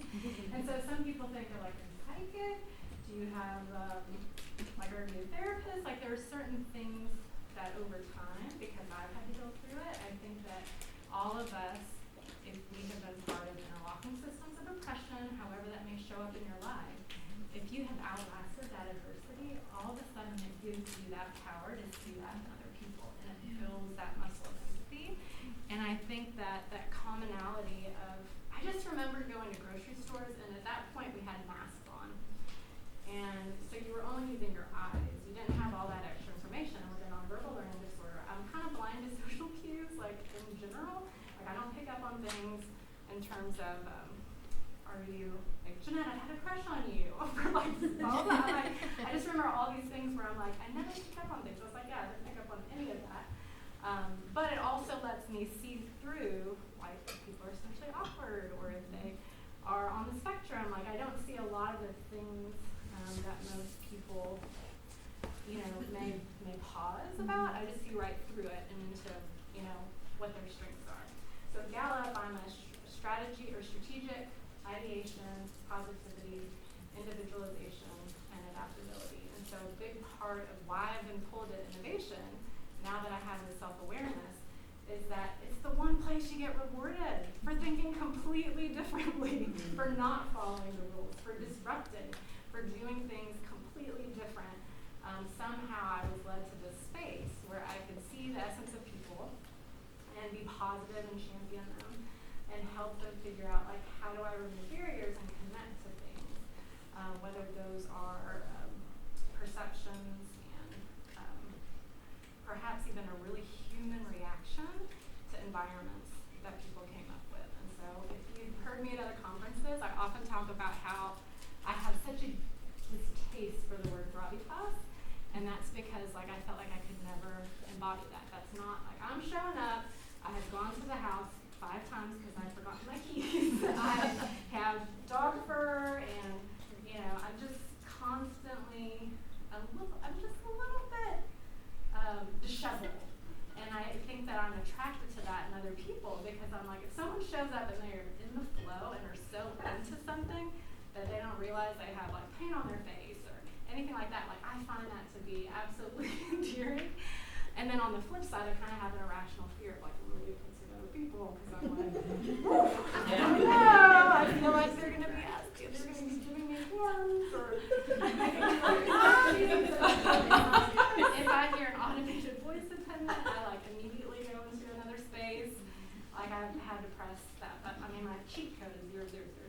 And I'm always like, how do I talk to a human? How do I talk to a human? How can we start relating in a way that's very human?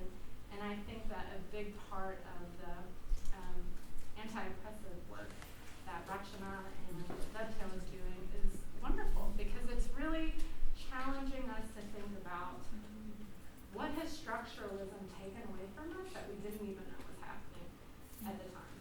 And so all these feelings of possible, like we've even been given language. Like if you Google imposter syndrome, you're gonna get far and away. Maybe not. There are content creators now who are maybe taking over some of these things and these keywords, but there's far and away more content about that than there is about, hey, I have brain differences and I feel very disconnected because I have been forced into these roles where I have to use executive function. I have zero. But there are rooms where things will get delegated to you if you are a woman in the room, especially in tech, if you're one of the only women and there's a woman of color. And so this entire time of belonging work, and that's one of the things that Johan Hari talks about. It's like, to be a healthy human, you have to know that you're seen, that you're valued, that you have purpose, that you have that you're pursuing meaning, that you have a sense of belonging, and that there's some sense of a future that makes sense to you. And that's, in general, I think, for us to be healthy. I think if you translate it to SHRM, which is the organization that looks at workforce, they're like, you're never going to get someone as motivated as they are in the first 6 months. And that's because people, even organizationally, are looking for those signs. And they're looking to see, do I have a future here? Do people recognize me? And is there a place where I can go? Are there people that I can connect with?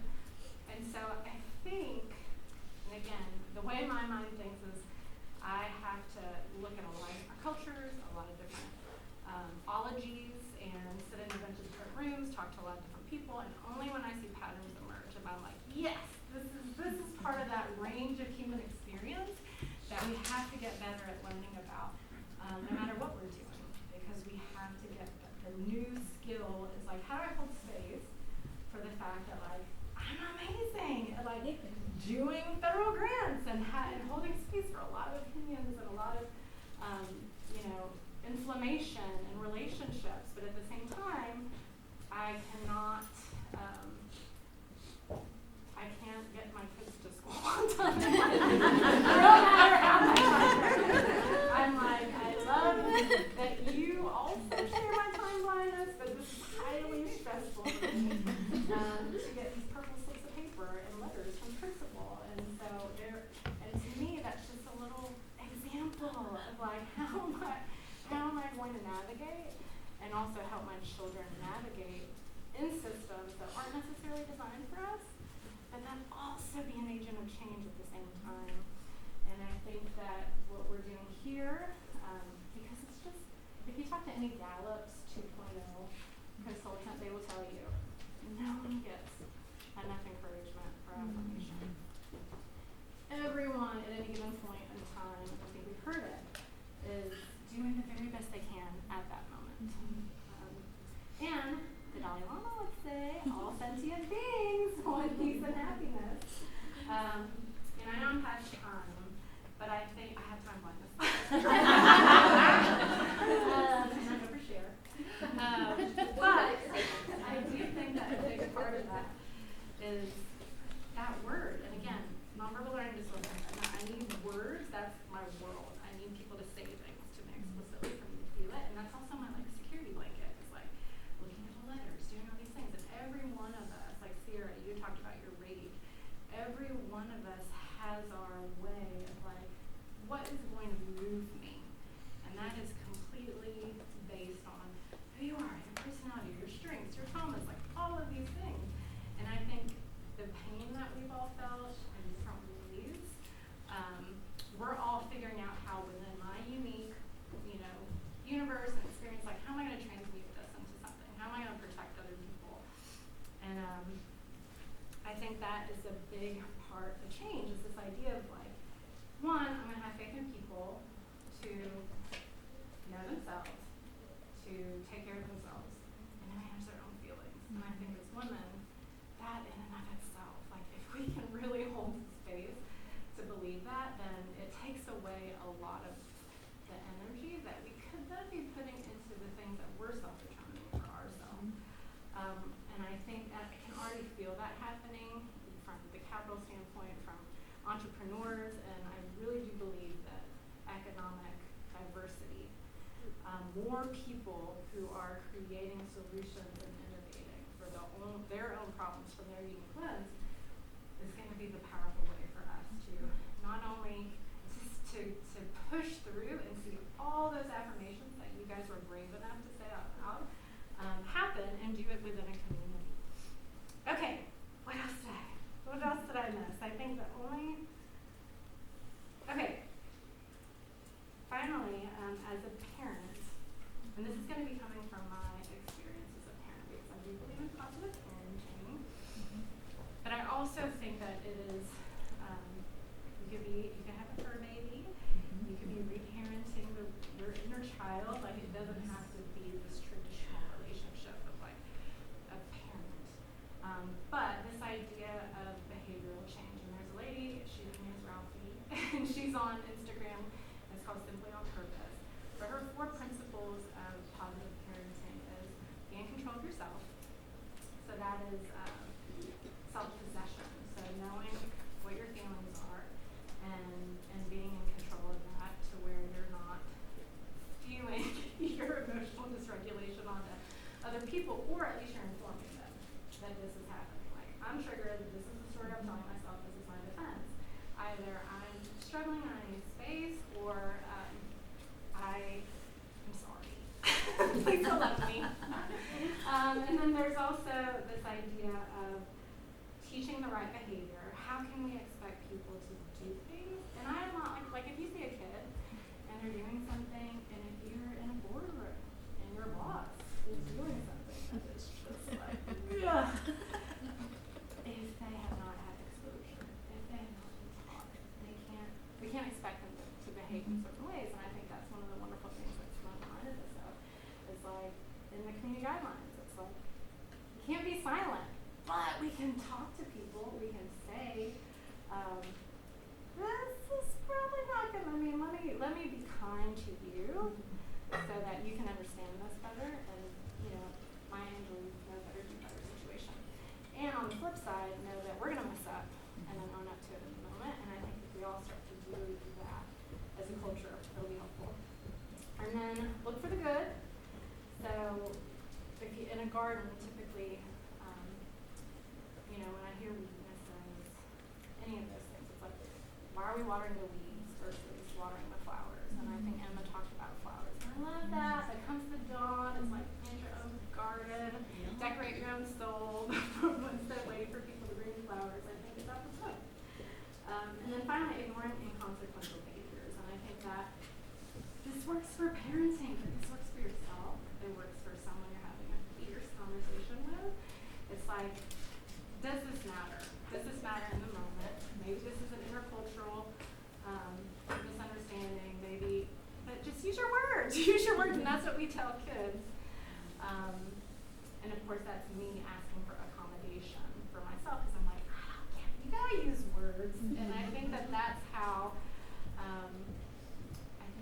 we all get through these changes. We're gonna be okay, outlasting, knowing it's not failure, and then coming together as a group to sort of self-determine what does that look like. And as long as we're diverse, as long as we've done a good job of belonging work, it's like I have such faith in what these new solutions and the new remodeling, and it's not canceling or I think people get stuck in this fear, but it's like it's not. I think we all know that it's not the polar opposite binary situation. There's a lot of space in between. I mean, a whole lot of people would take their seats to be a part of it. So anyway, a little philosophical, but I hope that's what you were looking for. Fantastic. Awesome. Thank you.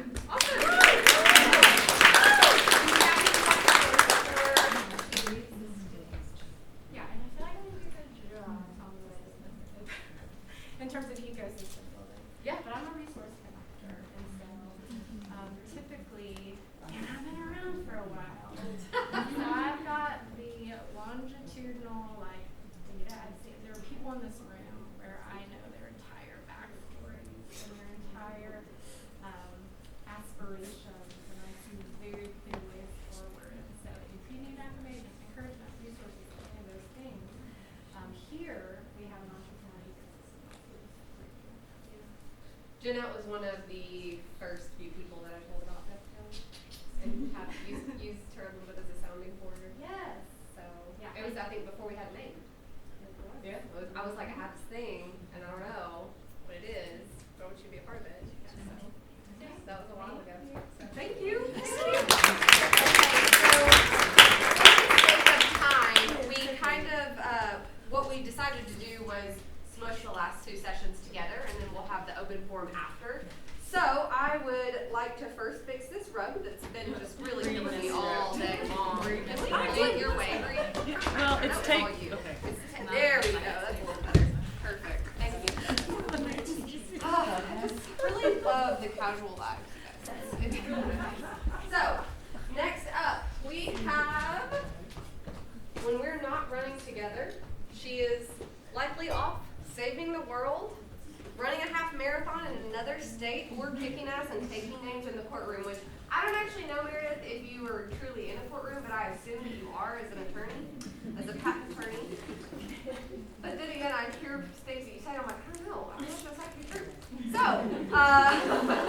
she would describe herself as feminist, loyal, and opinionated, and honestly, I agree with all of those things. So please come on up, and I know you have a little slide behind you. The I in innovation.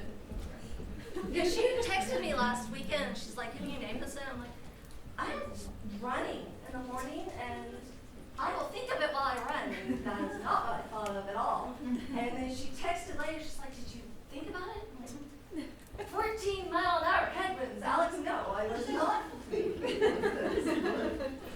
got me think of it. I tried it really quickly, and it does work. I don't go to court very much. I've had one court case that went to trial one time at 18 years. Wow. Thank God. I still feel like you would kick ass in the courtroom, though. Oh, I won. I did win. But I also usually settle because I win. Got it. Okay. So we're going to talk about innovation. When we think about innovation, how many think like radical change? Show hands. Really? No hands? Radical, like when you think about innovation, you thinking radical change? Really? Yes. Come on. Sierra's raising her hand. I thought I would get more hands from that. Well, this is my audience, Alex. Yes, I know. So yeah, we the headlines usually are supporting of like radical change, disruption, because that's sexy.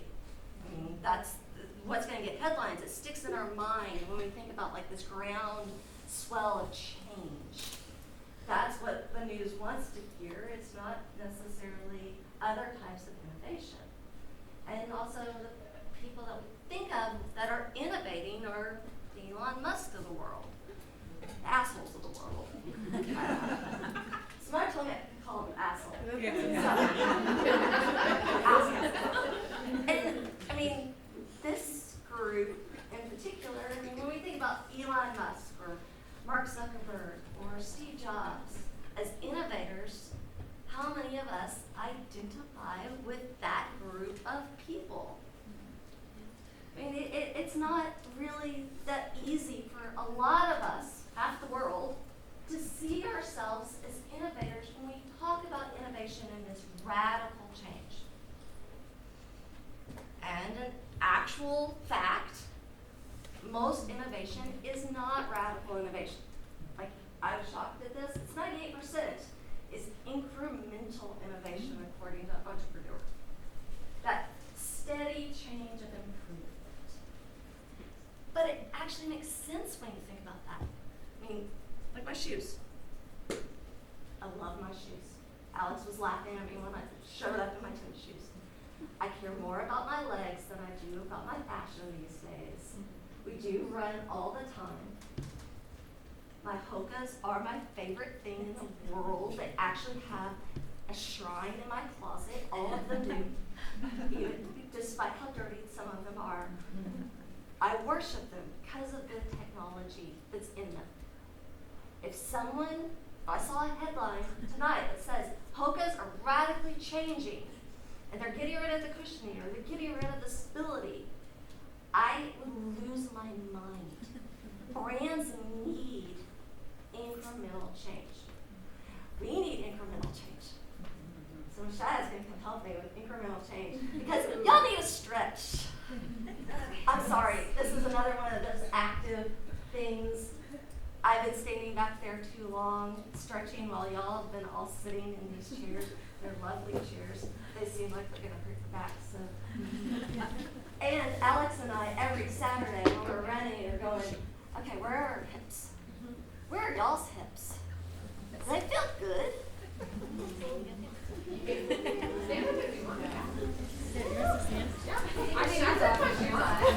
I'm not going to take my shoes off. Y'all have to take your shoes off. Shaia's lunch was like, yeah, everybody can take their shoes off. I'm like, my feet are staying right where they are. I'll take mine off. Round yourself. Move your back. Let Shaia do the leading now. Okay. So inhale up. And bring your hands down the front of the body. Forward, forward. Take a little half lift. Fold. And scoop your arms up. Scoop the energy up. And bring it down to your heart. And maybe we do a little like kind of aerobics thing. So bring your right hand to your hip and reach over. Lengthening through the left side body. Maybe your palm faces down. And inhale back to center, get tall. And tipping to the left, hand to head, look up. Palm faces down, kind of spin your heart up. Inhale back to center. And I don't know how long Meredith wants me to do this.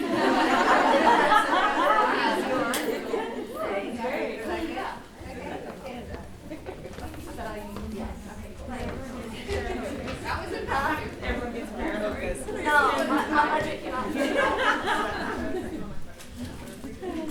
So, innovation at its heart is improvement. Hopefully y'all feel improvement now. We can see ourselves in improving. It is the time of year of improvement. It's January. How many people made resolutions? Let's go faster. Let's always go faster. But we don't talk about innovating. We talk about improving. And when we look at that, the I in improvement, or in innovation, really is improvement. But it's also you and your customers. There are downsides to radical innovation. That incremental innovation improvements do not have. I am going to kill myself in this room. I will pace over here. I pace when I walk and talk with my hands. Sorry, it's distracting. It's just me. But, okay, so, radical innovation.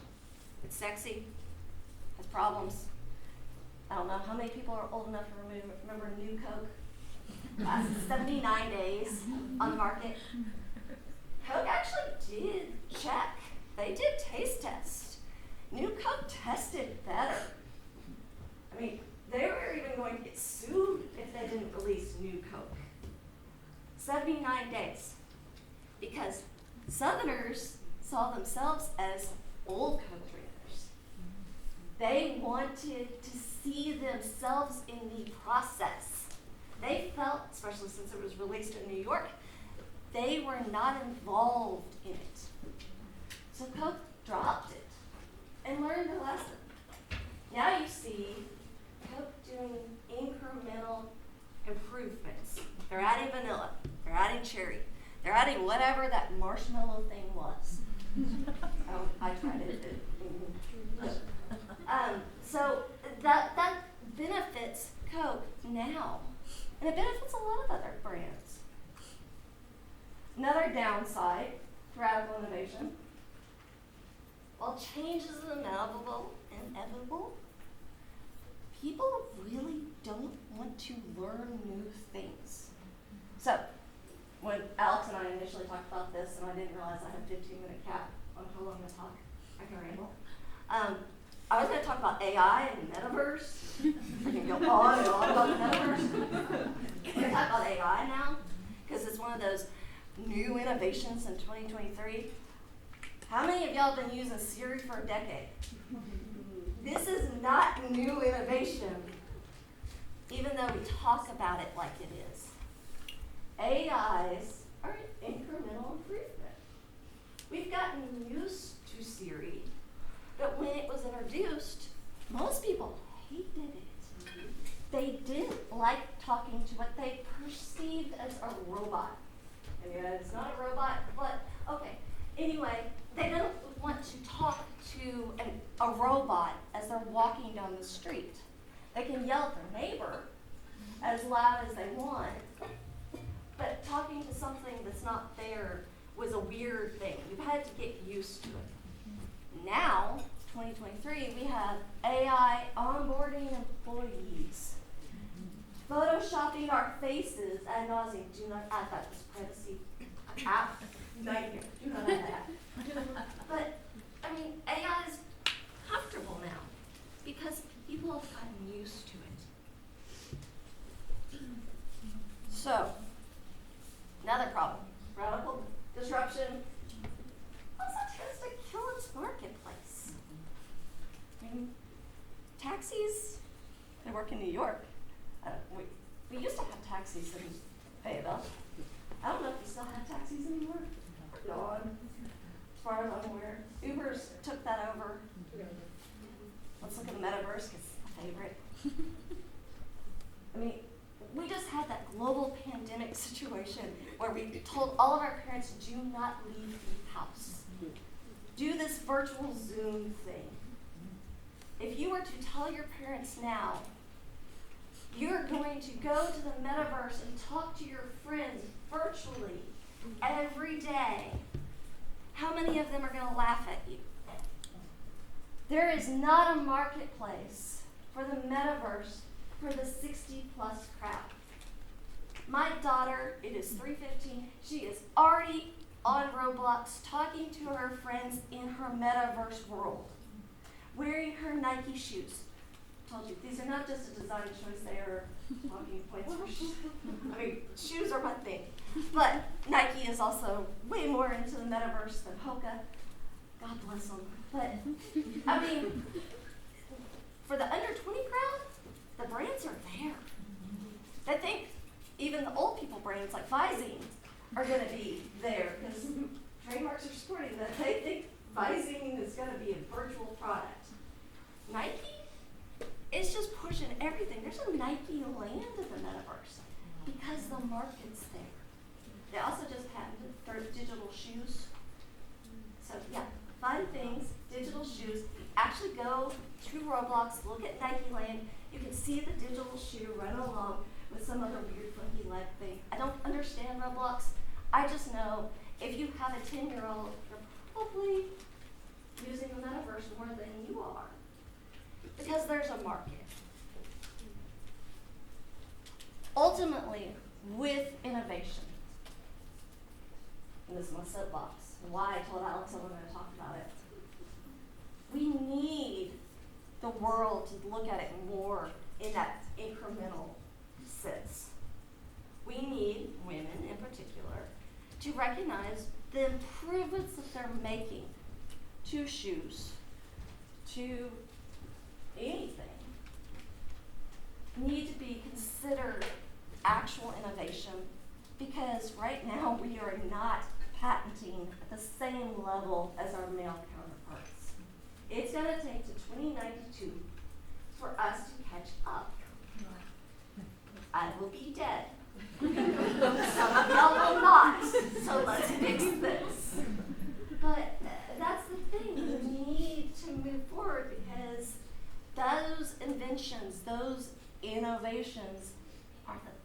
make our businesses and our life generate wealth for us. I have a question. Wow. Well, I can definitely relate to that because I've been in research and development for 16 years now, and no one has ever talked to me about patenting any of my innovations. And when I meet men, they'll talk about how they have patents, and no one has ever come up to me and said, this is how you should make one. It's almost like having the confidence of financial acumen for women too. So can you help the women in this room understand what it might take, or when we feel like we could potentially patent? I tell every person, if you think you've made some improvement that somebody you're going to make money off of, and that somebody else might think that they might make money off of, you need to be talking to a patent attorney. I mean, we are, Northwest Arkansas actually got a shout out by the Patent Office for increasing its patentability in the last, been a patent attorney 18 years, last 17 years, 2,500% increase. Wow. It is Walmart, it's not me. Walmart did it all, but still. I mean, we are making some progress. We need things like this where people ask questions where I'm saying, hey, I'm a patent attorney. There's 4 of us in private practice now in the state. So, yeah, there was 1 of us then. But yeah, it's kind of one of those things. You need to see it, you need to hear it, you need people to push you that way. If you don't have someone pushing you and thinking, you need a business mentor. I mean, those tend to push you to do uncomfortable situations. Meredith, can you zoom out and kind of explain a process of how a patent would come about? So that, because I'm sure a lot of people, including myself in this room, are just like, when and where do you actually go after that and go to talk to someone like you? You don't need a patent attorney. The patent office will tell you you need a patent attorney because it just makes your life easier. But it is a process where you talk to someone like me. There are, I'm trying to think how many actual patent attorneys are in the state that are practicing full time. I've stopped counting the men. Some of them are worthless. I told you, opinionated. But I mean, when you need a patent attorney, and that's separate from any other attorney. If you go to a different attorney, they're going to say you need, because we do learn that law, so you've got to have a special certification for that. But it's filing paperwork with the patent office, and sometimes it's people saying, I need this for free, and I know the resources. I mean, so it's usually just shoving people in a direction and going through the steps of like, okay, this is actually patentable subject matter.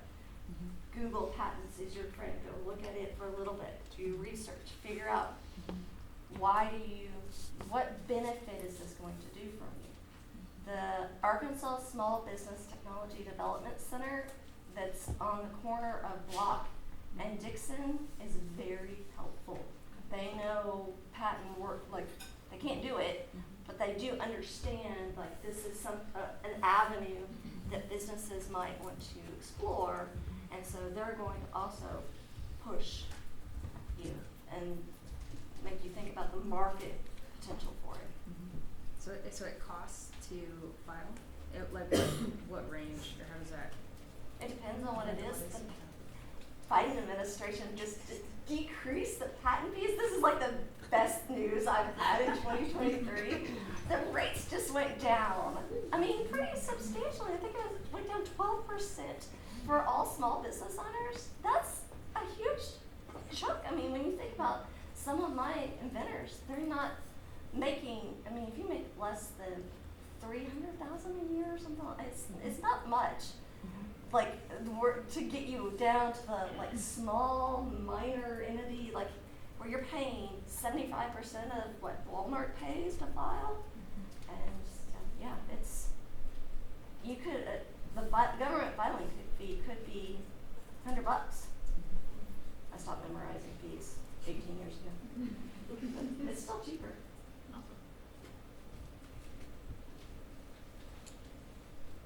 we go ahead and bring Miss Bianca up. And maybe we can tag team that over for her. Yeah, I'm literally just gonna ask Mary questions. Yes, actually, that's fine. I mean, we already have 2 chairs and we haven't used them, so. We have not used them at all. I do have to say that Bianca would describe herself as gung-ho, an advocate, an arranger, and a connector. Because she not only did she send me 3 words, but she sent me like 5 and some phrases, and then a lot of things that really didn't make sense. And then it was just a lot, so I just threw a lot of it, which honestly, that's what I love. So I really appreciate you and all of your per your last email things that you say, and your saving baby raccoons. Thank you for that. I rewilded 2 raccoons, and now everyone's like, "That's your identity." It's your only identity. Which is cool. Y'all can follow me on Instagram and see them. Okay, cool. So we're gonna start with Meredith, and then we will go back to Jeanette. Yep. Okay, cool. All right. One of my favorite things is I wanted to ask the room, who else thinks Elon is an asshole? Raise your hand. Okay, awesome. And you can be undecided too. You can also like Tesla. That's fine. Okay, so here's something cool. So I feel like this room is a lot of creatives and entrepreneurs and people discovering side hustles, full hustles, whatever. And so immediately I'm thinking I've got a lot of great ideas that are incremental, especially like just being myself out in the world, using things and thinking this could be better. So if I'm outside of an industry and I want to improve it, Meredith, like, how do I get in there? They're just like, put stuff on the door and say, hey, with you behind you. Sometimes, yeah. Yeah. Sometimes you can't just think about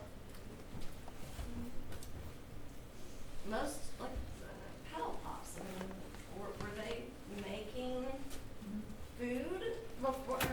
Were they in the food industry? Some industries are going to be way more open to entry than, say, if you wanted to sell fireworks, for example. That's highly regulated, by the way. I mean, when you start thinking, Okay. Well, I guess so. This is something that just popped in my mind, but and y'all chime in, please. I guess if you want to, as women, a lot of times if we want to improve something, we just go ahead and just do it ourselves. Mm-hmm. So instead of, so I guess that's like a bigger way to capitalize on something, right? Because like whoever's making strapless bras needs to figure it out. And like I'm gonna do it. I don't know where this anymore. It doesn't work for me. But yeah, I've asked my questions. Who else has some questions about patents and innovation and incremental change? Yes, hey Sarah. So Meredith, I know we're talking about patents, but as I have occupied more space in this environment, I've also found that people don't really understand the difference between patents and trademarks and copyrights. And I think knowing that for this room would be very beneficial. Would you mind diving into that? So let's start with the easy ones. Copyrights protect artistic expression that's been recorded in some fashion. So if that was not going, this would not be copyrightable. That video is going, so therefore this could, in theory, Bianca wanted to dance, that would be way more artistic than me pacing. Trademarks protect the source identifying function of something, which is the lawyer way of saying, if you can look at it and think, oh, that's Bianca, then that's a trademark. And those can be just about anything. The Razorbacks trademark, the hog call. There's scents that are protected, like Harley's scent. I mean, it can be lots of things. I live more in the trademark space because I deal with retail products. So trying to understand that and fix things. Patents, there's 3 flavors of patents. If you've listened to any of my talks, there are plant patents, which means Monsanto and the university are the only ones in the state that do these. And there are utility patents which cover function of things. So the lovely J stripe on the back of my shoe is a utility patent because it is keeping my foot from going, I have to force my foot to do it right now, from going inward, which is what it wants to do. And then design patents, which are my favoriteest because I talk way too much about design patent law. They protect the ornamental appearance of something. So it could be a chair, my shoes, it could be the digital shoes that Nike protect. Okay, so copyright, trademark, patent, and then there's 3 types of patents. Yes. Okay, And then you start getting into the very big weeds of privacy. Yeah. And this is the good thing is that you exist, so that when we come across that, we'll just be like, hey. That's awesome. Thanks for giving clarity on that. Yes. I had a follow-up. Let's say I throw copyright 2023 on my website. Is it actually protected under copyright? Because I feel like I see that a lot. So copyright and trademark exist once. Trademark is once it's in the minds of other people. Copyright exists once it's actually formed and recorded. You have to register it at the Copyright Office to sue someone. For your creatives in the room, if you do not register it before infringement, you shot yourself in the foot. So register first. And that's really like as simple as like going online and entering your stuff. I've taken a look at it. Yeah. Yes. Okay. That's cool. So it's very approachable. Any more questions? It's also cheap. Yeah. They just rubber stamp those things. Awesome. Lots of How old do you have to be to get a patent? Huh? Do you have to be 18 and older? No. You do not. No, there's like a little girl in Roger Levin-Mill that got one with socks. Yeah, Wise Pocket Alice. Yeah, she was one of our mentees. Yeah. Wise Pocket products. Yeah. Can I just follow up on the registration of artistic? Are you talking about like, let's say that I paint something and I decide to reproduce that and sell a print of that? Are those images and things only copyrighted if I submit that, or do I, as a business owner, artist, entity, just need to register? Item by item, or If it doesn't, this is getting weedy. we can do this later. You can register bulk ones. If it's getting to the point of mass production, you should register it. I kind of wanted to share something I learned recently because, like, as a business owner, I have my business name, I have my LLC in the state of Arkansas, and I bought the domain a long time ago, right? And recently I learned that I need to trademark the name, and I never knew that of all my years doing business and entrepreneur and everything. So just wanted to share that with everybody because from what I learned, and correct me if I'm wrong, but trademarks, they last for a set number of years. Forever if you keep using them and paying the money. If you keep using it. But if you don't use it, like, so a brand, let's say the Razorbacks have an old style logo and they haven't used it in X amount of years, then they'll lose it. So that's why what I'm told is that throwback the uniforms. brands will come, all brands will come back with throwbacks and everything. I don't know how many years that is. But. Yeah, some of my patent friends really get annoyed when I get excited about forever in trademarks. But Mickey Mouse is gonna live forever. I don't care if next year he goes out. Just give him a case, and I can sit there with popcorn. Or is there any other questions? I just have a question about just because I know that your general passions beyond these in the weeds kind of law things. When it comes to women innovating in spaces that aren't so product based, right? A lot of times I feel like innovation is talked about in tech or product development or things like that, but I think about my industry of filmmaking, right? That's so deeply problematic in misogyny and racism and just a lack of all representations, innovating other spaces that don't necessarily have products attached to them. How is it just start your business and do whenever it comes to women that you're working with like Women Run or things like that, how are you hearing those conversations around innovating just any space that you want to take up? So I look at it backwards a lot of it. It's not the innovation, it's the infringement. And how are we putting up walls around what you're doing to then keep that from occurring? And that happens whatever it is. If it's a service, if it's a product, how's it going at? Services in some ways are better, even though there is some problems and just protection, but they're not on the internet in the same way. And like the trademark issue, I mean, Pandemic did wacky things for infringement. I mean, it's bonkers what some of the stuff, infringement and within infringement and just fakeness.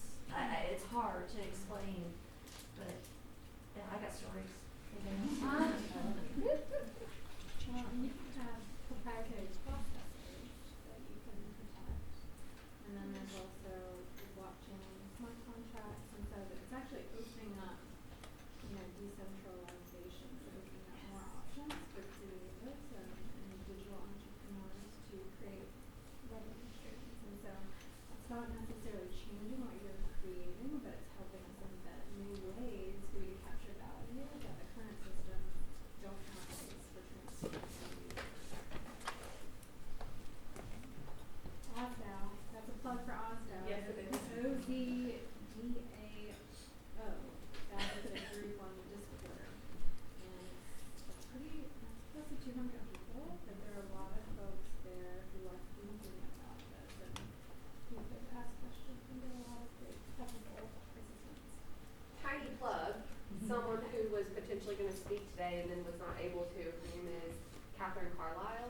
She's with the University of Arkansas, and she is like wicked smart and super into Web3. We are going to have a session with her at some point in the future.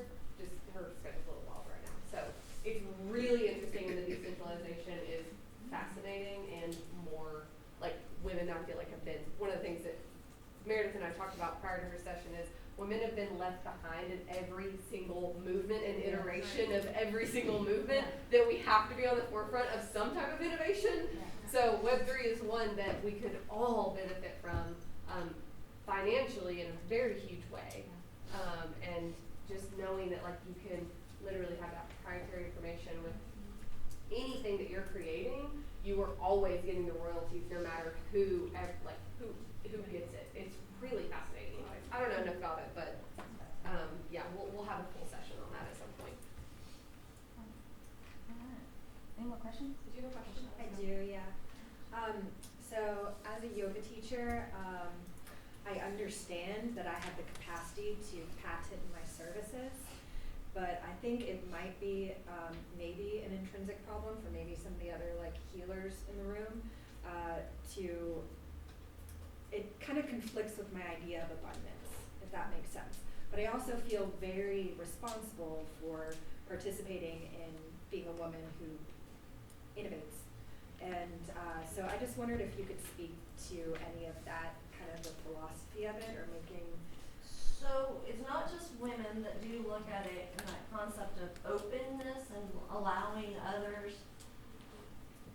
The way I look at it too is, what would happen if you've left it open and somebody does something with it you don't like? And that's the hard, if you can wrap your head around that piece and be good with it, it is a model. I mean, people do open source lots of things. I think Musk lied when he said he was doing his, but again, asshole. So. Yeah, you're looking for a way to give yourself peace with the abundance mindset and this healthy boundaries and protecting your hard work and energy, and you can still be abundant with it, but also protect yourself. Yeah. You know, which is like goals, like learn to say no, or learn to say pay for that. Learn to say no. Yeah. I consultant, and so my brain switches to that, like, okay, what's something tactile that we can take from amazing things that Meredith has said. And Meredith and I got to spend a lot of time together in the before times, and sit around tables and ideate and speak out for things that we like thought we should be doing this. And sometimes people would say, not really. We're like, no, we should be doing this. We're still doing this. At the table with. But something I think that's interesting is, like a long time ago, I was in some kind of professional development, and they basically talked about how, as women, or people identify as women, or people who are marginalized, we have to sit in a room and we have to be 115% sure before we raise our hand. And honestly, that's where like some of that incremental change and those ideas come from, is like those little moments of being like, well, maybe this can be better. But we hold back because of fear and every other kind of societal thing that kind of tries to keep us down. But unfortunately, men and people who identify as men, especially white cis men, will be like 2% sure, and be like, I have an idea. And that's not why they have all these patents. And they can be wrong, and they're like, oh, but still. And honestly, sometimes when you're wrong, like great ideas can come from that, because you're just speaking into existence. So that's something to keep in mind, is that in whatever table or space that you're in, us finding the courage to give yourself that affirmation. I'm tying all the things in today. To be like, actually, this is the change we should make. And I'm about to get a patent for it, so you're going to pay me for it later. Something like that. I have to bring up a moment in which I experienced this firsthand with Bianca and her amazing communication skills. We were in I'll just say a board meeting, and one of the board members, who is I would say an affluent cis white male, is really spewing some pretty like harmful things in this meeting, and literally sitting like next to Bianca, who is not a white woman. I am so white. Presenting, but he's like saying racially like very. I don't even know what to call it. It was just like very misguided. Yes. Yeah. Misinformed. Misinformed. Yeah. Okay. Yeah. But they're saying this next to Bianca, but I'm just sitting there thinking like, who's gonna say something in this moment? Luckily, somebody else did. But Bianca was like, I think we gotta get him a book on white fragility. And said it loud enough, and I was just like, oh, this is amazing. Like, but experiencing that firsthand was pretty incredible. So I'm like, I found seeing this happen, and I'm like, what? And now we can tie it into what Jeanette said. I realized in that moment that this person did not have exposure to certain things, or maybe in his own head thought what he was saying made sense to him and was right. Maybe in his echo chamber it is. But I found ways to be graceful and challenge him by being inquisitive. And then I actually did tell him that he should read that book, White Fragility. That is a good starting point for you. Also, when Sarah said, do the Googles. Get in the Googles and figure it out. Do y'all want to switch over to, I think that was kind of the segue. Can I I've kind of been playing with this all day, and I keep raising my hand and then like not interrupting, because this is a really great conversation. But a thought experiment I've had a lot lately is I am in the room with identifying cis white males. Is like, do any of you just like watch mainstream TV and somebody makes a joke and you're like, ugh, right? It hurts you. But then the person next to you is cracking up, and you're like, I don't think it's cool to make fun of trans people in pop culture, right? I don't think it's cool to make fun of women, especially like, women of different races or people who identify as non-binary, right? And so like, I don't necessarily know how to do this like incremental change effectively, but I would love to see that we just sort of phase out like the Always Sunny in Philadelphia type shows, and transition in things that are like communally friendly and positive, right? Because I think that's the way that we're gonna see marginalized people like succeed, is by not just like casually making jokes at their expense, like in person, in media, and television, right? And so I don't have an answer by any stretch of the imagination other than just be like, no, sorry, I'm not gonna make that joke with you. Yeah. But that's something that comes to mind, and I do think that like this group can be conscious of and one of Simone's community guidelines kind of touches around that, and I always say that solutions in and begin with communication, and that there's 1,000 different ways you can say something, and then also like some people read people well, some people don't, depends on how you are, but generally in that kind of scenario, If they're a huge asshole, I'll just throw it out and externally in front of everyone. I'm just kidding. But I think you can do it in a really, like, I call it framing. You can do a really nice, subtle, soft approach to that. Or you can take that person aside afterwards and say, hey, like, and you can give them the benefit of the doubt and just be like, I'm not sure if you're aware of who is sitting in that room or that it's 2023 and that, you know, we're kind of leaving that shit in the past. And just say, I respect you enough to give you that perspective. And you can do whatever you want with it.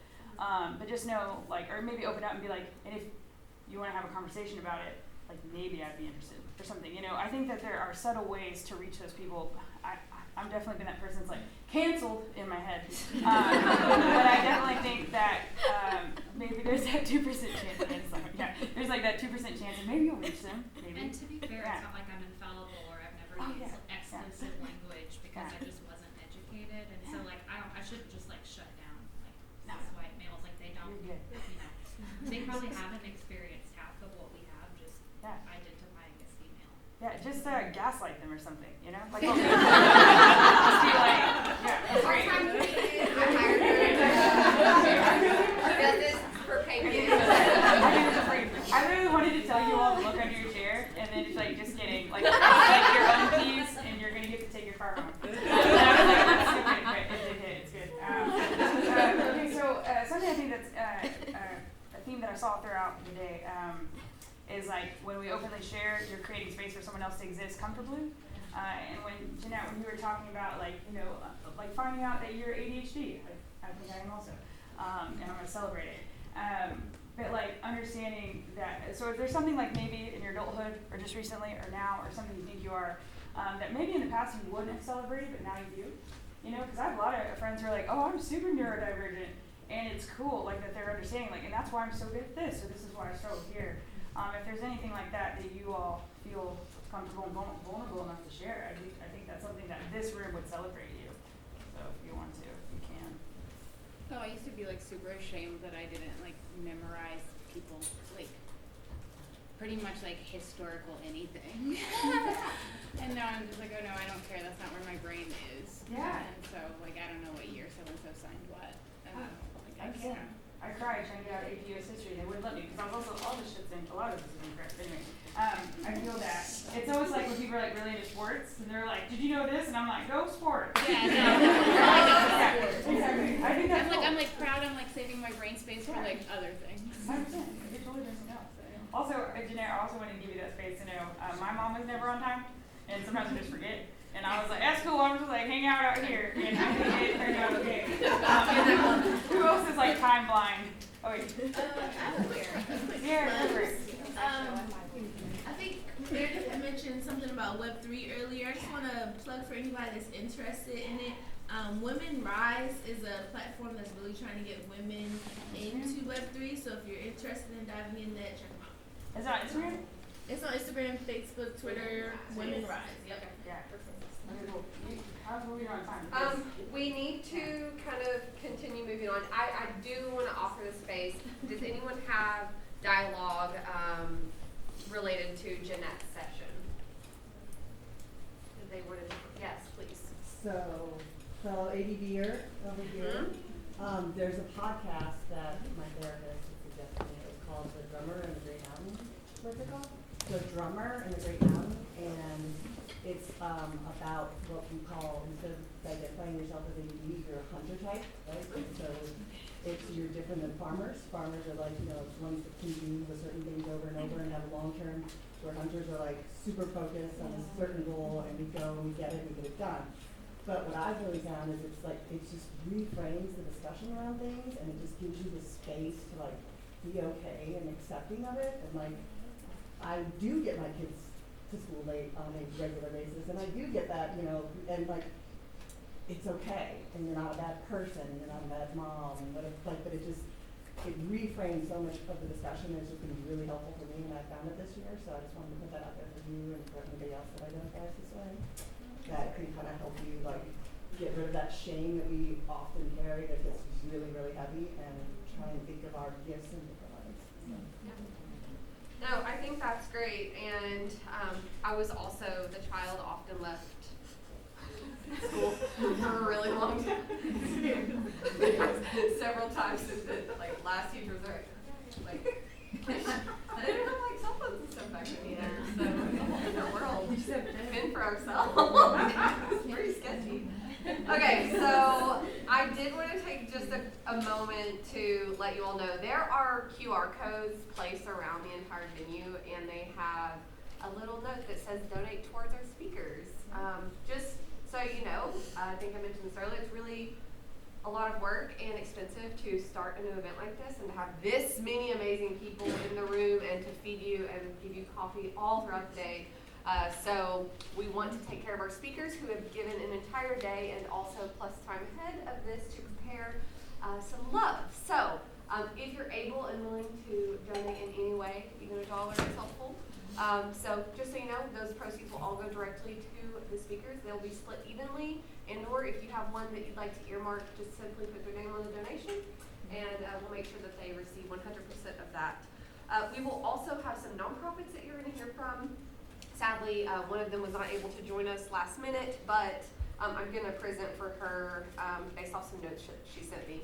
So with that, I am really excited for our last session of the day. Lynn Wong, I got to meet, it was at Format. That was the first time I believe that we met. So we got to meet at Format Festival and we immediately connected. I so graciously just was like, I need you to help me. Because her energy is honestly, it's so calming and it's almost like she knows the words that you're going to say and use, and she helps you really develop your thought process. So we are going to, and I put this wrong at the beginning, I think we have some cards that we need to pass out, so we'll start getting those passed out. I'm not sure where my Sarah went at the back. There's Sarah. Sarah, I think we have some cards for the last session, the slow down to speed up cards. We're going to get those passed out as Lynn gets started here. So she is light, energetic, and makes you feel like you're the only person in the room. I am so excited to welcome Lynn to the stage, and she would describe herself as curious, inspiring, and a witness.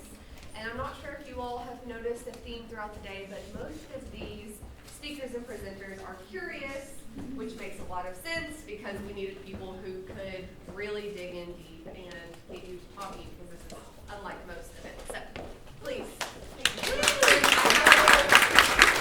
Bear with me as we only have one computer over here to run AV and all the other fun stuff. So. Don't worry, no PowerPoint. No PowerPoint, but we do have something special. So this can be, time to the song? Yes. So this can be a stretch break. It can be another moment to take off your shoes and ground yourself and breathe. And if you're feeling comfortable, you shut your eyes and just rest into the lyrics. Sometimes music speaks to us in a way that take time.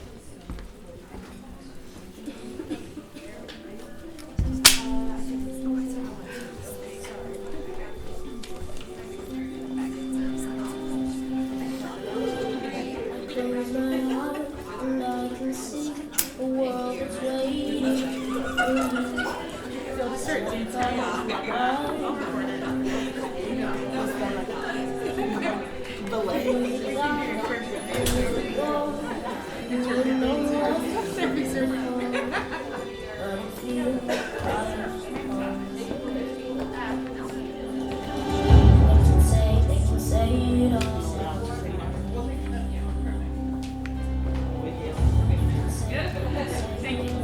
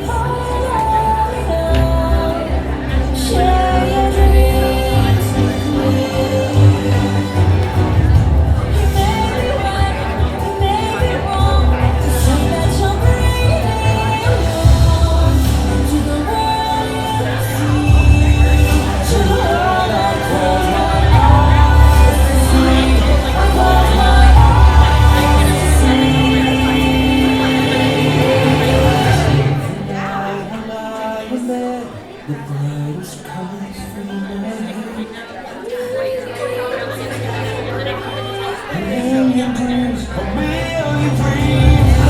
The world that could be, I'm fishing on the one I see. A million dreams is all it's gonna take.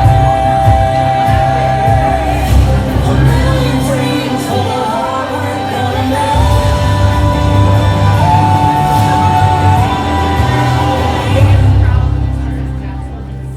For the world we're gonna make.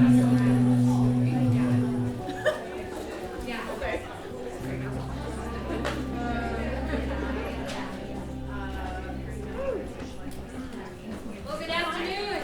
Hello. How are we feeling?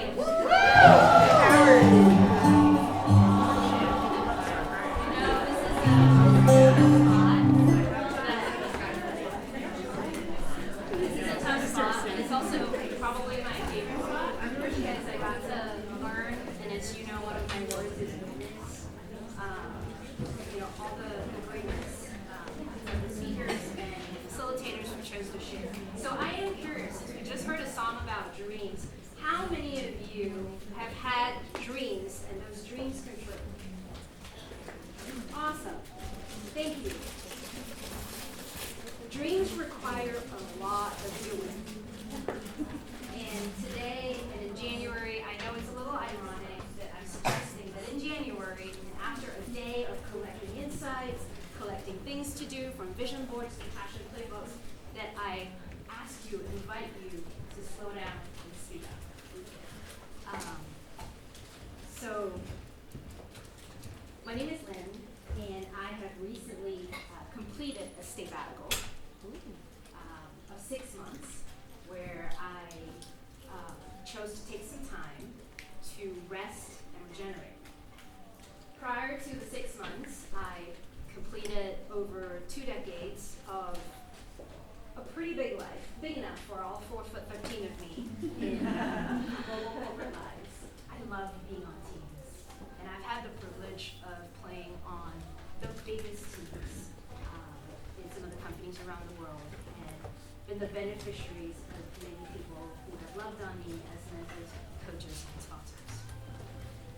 Taking a break wasn't necessarily on my list of things to do, and as my coach mentioned to me very wisely, well, you had to learn a lesson, and if you don't take the break comes and takes you.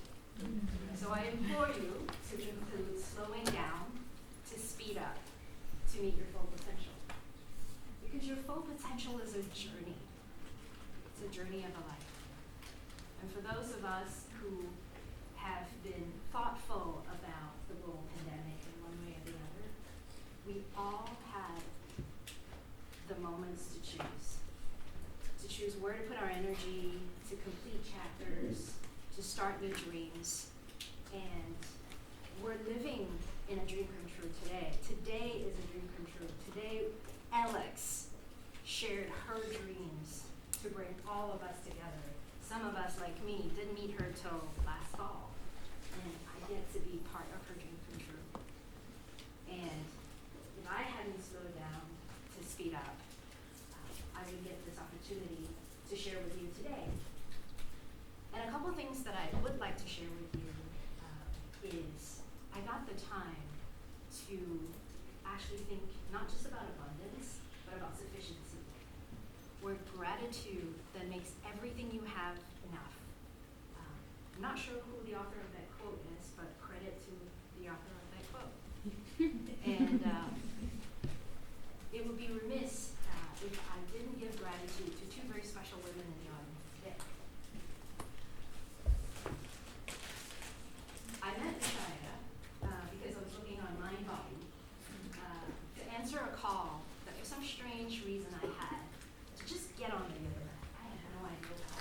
Not a self-professed yogi. One of my little accomplishments is being able to touch my toes. 6 months ago I couldn't do that. But what I discovered with Mishaya that it wasn't just another yoga studio. Through her patient guidance, and she really didn't have a choice. You know, I booked classes, I showed up, she couldn't say no. Right?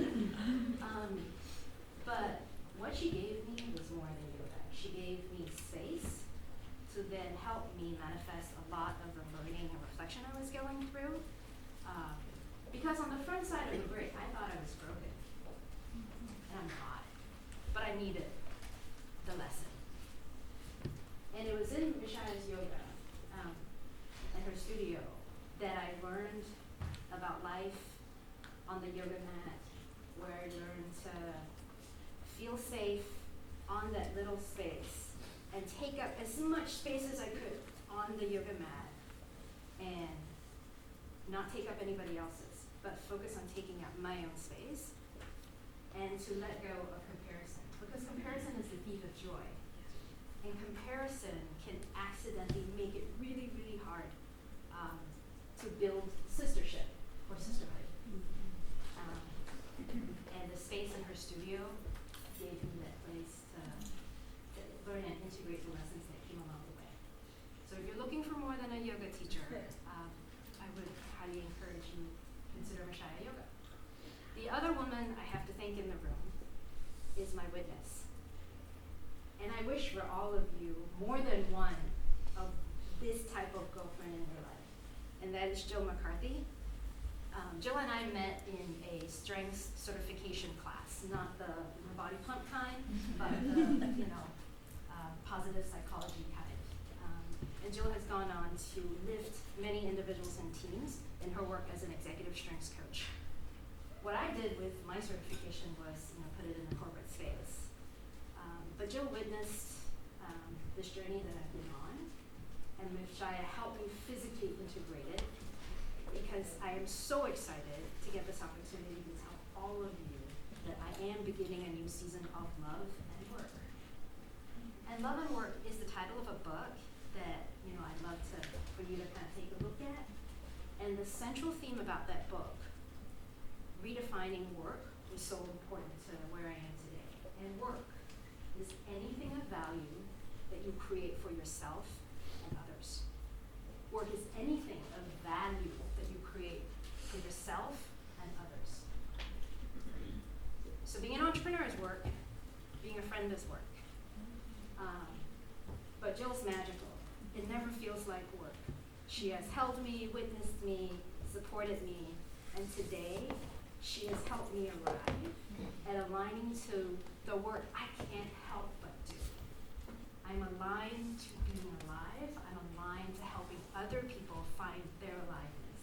I am not everyone's coach. I believe I am to serve global women leaders to help them gain energy, beat burnout, and do the work they love so they can go on to sustain others with excellence. But in the meantime, this work can't be done alone. So if I could, I'd take all of you with me to my happy place to slow down and speed up, and that is the beach. But the next closest thing I brought for all of you is a little bookmark that has a picture of the beach on it. That's a friendly reminder to slow down and speed up.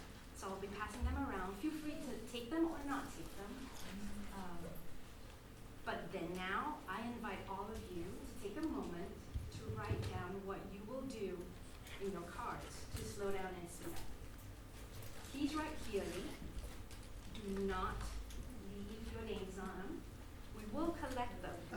And when we gather at our very first happy hour after this event, we will use those as reminders for all of us to find a moment to slow down and speed up. So please let your creativity flow, and let's take a minute to write down how we will slow down to speed up.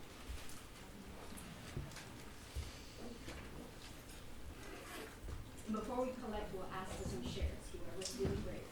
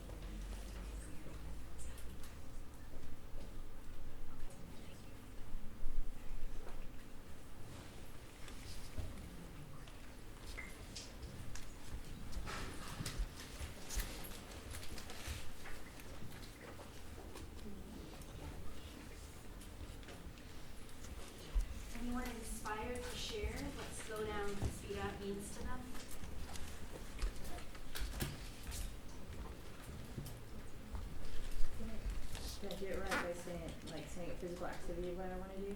Yeah, there's no wrong or right. Okay, cool. That just shows my talkative brain. Right? You took a moment. You slowed down to write. Slow down. Okay. I put go on more nature walks, where I can be mindful, meditate, and connect with nature, because that really resets me. Awesome. Thank you. Give me that. Oscar. Cute. Please share. I said to have play and creative expression be protected time in my schedule. So it's not relegated. I saw a hand there. Okay, I said walk every day. That's just Perfect. I said block time for what I need to do before I gift my time to others. Perfect. Easier said than done, right? Yes.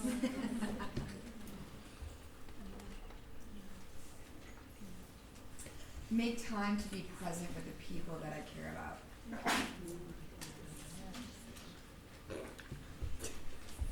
One of the things that recharges me the most is spending time with my core friend group. They're incomparable, and just co-regulating with them. I think I gave somebody a hug the last time I saw them, and I said, thank you for the oxytocin. Yeah, just slowing down with your friends, feeling safe and supported. Thank you. Just slow down my productivity to speed up my efficiency. Fantastic. Thank you. Prioritize date nights with my partner. That's so important.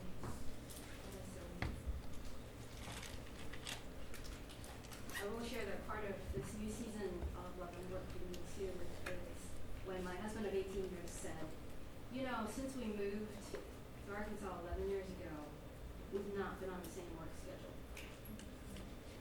Fortunately, we joke about it. Maybe that's why we're happily married. Just in time. But the global pandemic gave us a lot of time together, which fortunately, because we are best friends, we were able to deepen our friendship. And we made a commitment that our legacy, our commitment, our energy would go towards growing happy, healthy communities. But our expressions would be distinctly different. Those of you who know him, and I think some of you do in the audience, if you saw the two of us in a room, you might not put us together. But together we are dorky and goofy and unstoppable. And for those of you that have supported Petal Pops, thank you very much. It's been 11 amazing years. And for those of you who do not know, part of us taking a stand during COVID was to come together to create Petal Park, which is physically holding space to celebrate common ground. We're in Little Farmington, Arkansas, and yes, on the outside it looks like, we sell pops, we support local breweries and their food trucks, but we are the firm beneficiaries and believers that a little bit of food and a little bit of friendship really makes a difference. So if you have an opportunity to stop by, please do. If you're looking for a space to showcase your entrepreneurial pursuits, please come by. And it's great to be here with all of you. So with that, thank you for your shares. Hopefully writing it down gave you a little bit of muscle memory. Hopefully speaking it out gave you a little bit more commitment. But we don't need to be the accountability police. I just implore you to make time to slow down, to speed up. And I wish you all the best for fulfilling 2023. Thank you.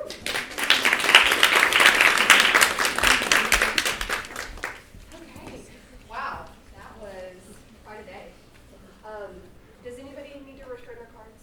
And if you need a bookmark, we have plenty of extras. Thank you, Lynn, for the bookmarks. Okay, any other senators? Oh, there's some over here. Neftali? Go.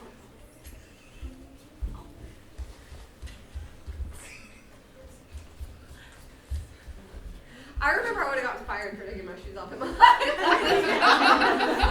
Nobody can fire me! Yeah, maybe you guys can. I don't actually know. If you want to fire me, that's totally fine.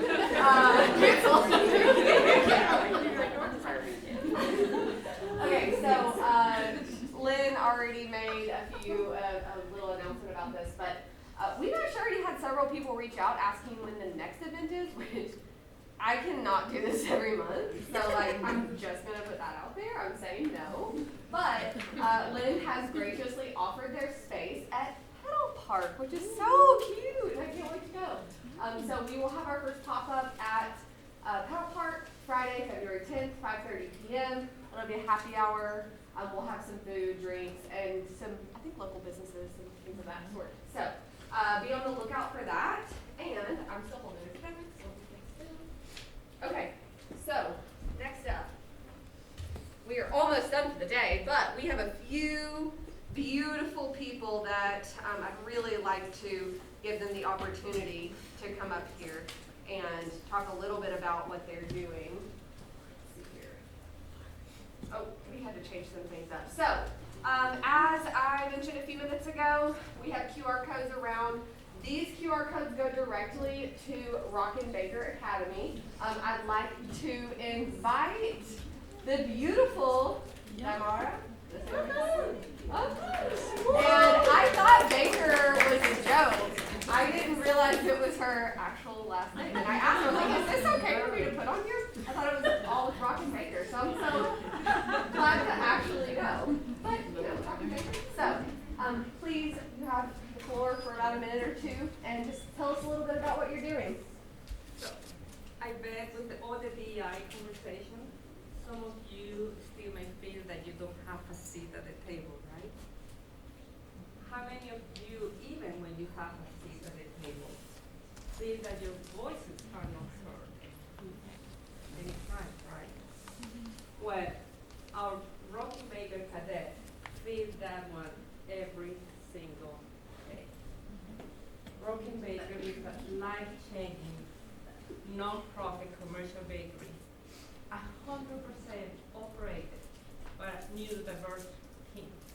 They just happen to produce the most amazing artisan bread that is served by the leading restaurants in the area and also in our bakery.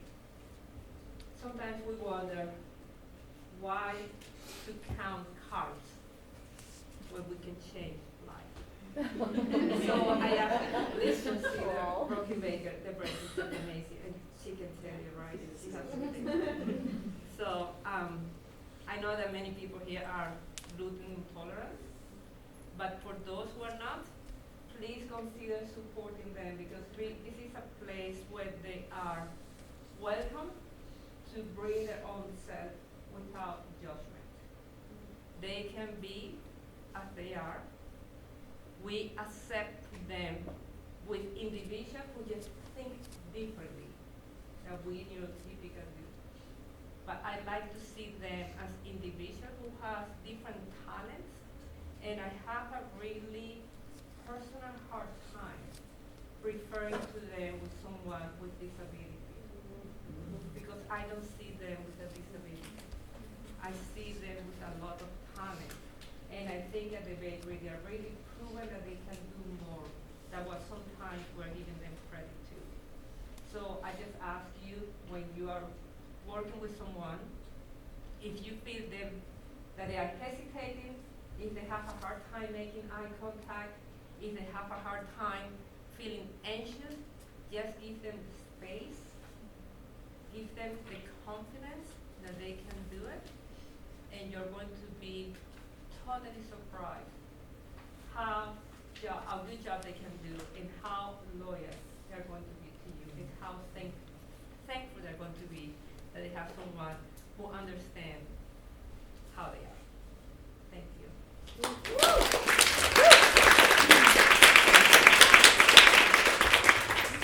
All right, next, Lakeisha, the Executive Director of Art Ventures. We have to continue to support our arts. If we don't, what are we going to look at? Like that picture is like swallowing so hard. So I am Lakeisha Edwards. I'm the Executive Director of Art Ventures. Who's been to Art Ventures? Yay! Okay, I got some of my people here. So if you've never been to Art Ventures, it is a nonprofit art gallery that supports local artists, and we work within 3 pillars: artist representation, art education, and community collaboration. We're housed in a 6,200 square foot Victorian style home located at 20 South Hill Avenue. We have art in every room, including the bedrooms, bathrooms, and there's a tree house out back. Every first Thursday, we have an opening or closing reception for our local artists so that you can meet the artists who actually produce what's on the walls. With our K-12 gallery initiatives, we actually go into the school system or a public space such as the public library or our own gallery to give kids the experience from research to exhibition. So they do research on a topic, they actually choose a medium and what they want to create based upon what speaks to them, and then they go on to create an artist statement. And that part is really important because a lot of times this is one of those pivotal moments where they get to show the world who they want to be and how they want to be perceived. And then we go from there, we create the artwork, or they create the artwork. They create the artwork, and then we do an exhibition. Then we put it on public display and do a reception because we want to give them that public acknowledgement so they can see that other people can appreciate their work and give them an opportunity to share their artist statement with the public. We also have a paid internship, which we have just filled for the spring, yay. And so it's a student at University of Arkansas, actually from the theater department, because we acknowledge that art comes in many forms. We also do have 2.5 FTE, so I've got 2 full-time staff, 1 part-time staff, and me. So thankfully, I'm not a one-man show, although a lot of times it does feel like it. But what we need the most is more opportunities. We need more space. So you may say, how can I actually get engaged with Art Ventures? Well, do you know a public space that needs art, that could possibly rent the art? Do you know a space where we could come in and do any type of workshop? Do you know organizations that have a budget for arts and culture but need another organization to come in and do the programming? Do you have $10 a month to assist us with doing the art programs that are at our gallery free of charge? So you can stand there. $10 a month is all we ask in regards for people to commit to that consistency so that we know that we have some type of budget and we can do matching funds with our donors to say, if I can get this much in, will you match it? And we have some donors that are really eager to match funds, but they don't want to be the only ones donating. So we really need that kind of crowdfunding for people to say, look, I don't have much, but I'm willing to do something to show your donors that you do have the community support. We also need opportunities where we can just tell people to come into our space. We offer free co-working, so you can come. We have free Wi-Fi. We've got laptops you can check out. You can sit in the sunroom, one of the bedrooms, turn on the TV, really relax for the day. We also have outdoor seating, and we rent our facility. So if you want to come over and do a board retreat, if you want to do the yoga with Joy, if you want to come and have your board meetings or even meetings with your staff, please connect with me and get into my space. We are free of charge and open to the public, 12 to 6, Wednesday through Sunday. Again, if you want more information, you can scan here, www.artventures-nwa.org. Woo!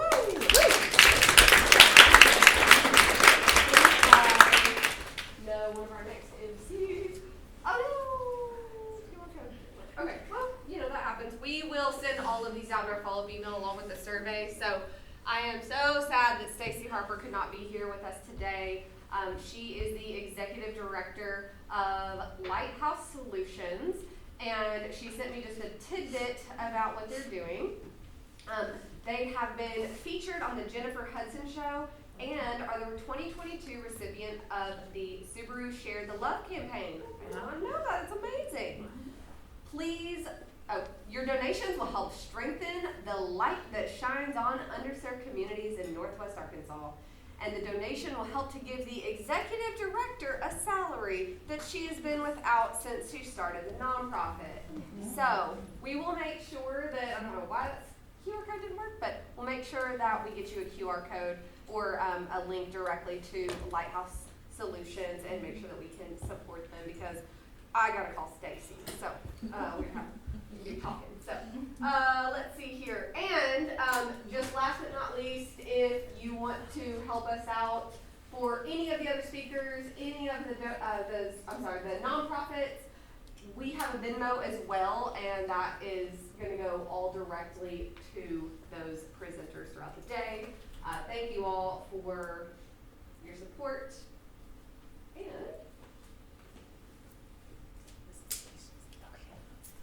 okay, there we go. All right, I know it's been a really long day, but we really appreciate you staying here throughout. We do have a happy hour tonight. It is in collaboration with Woman Run, which is a Wright Lindsay Jennings initiative.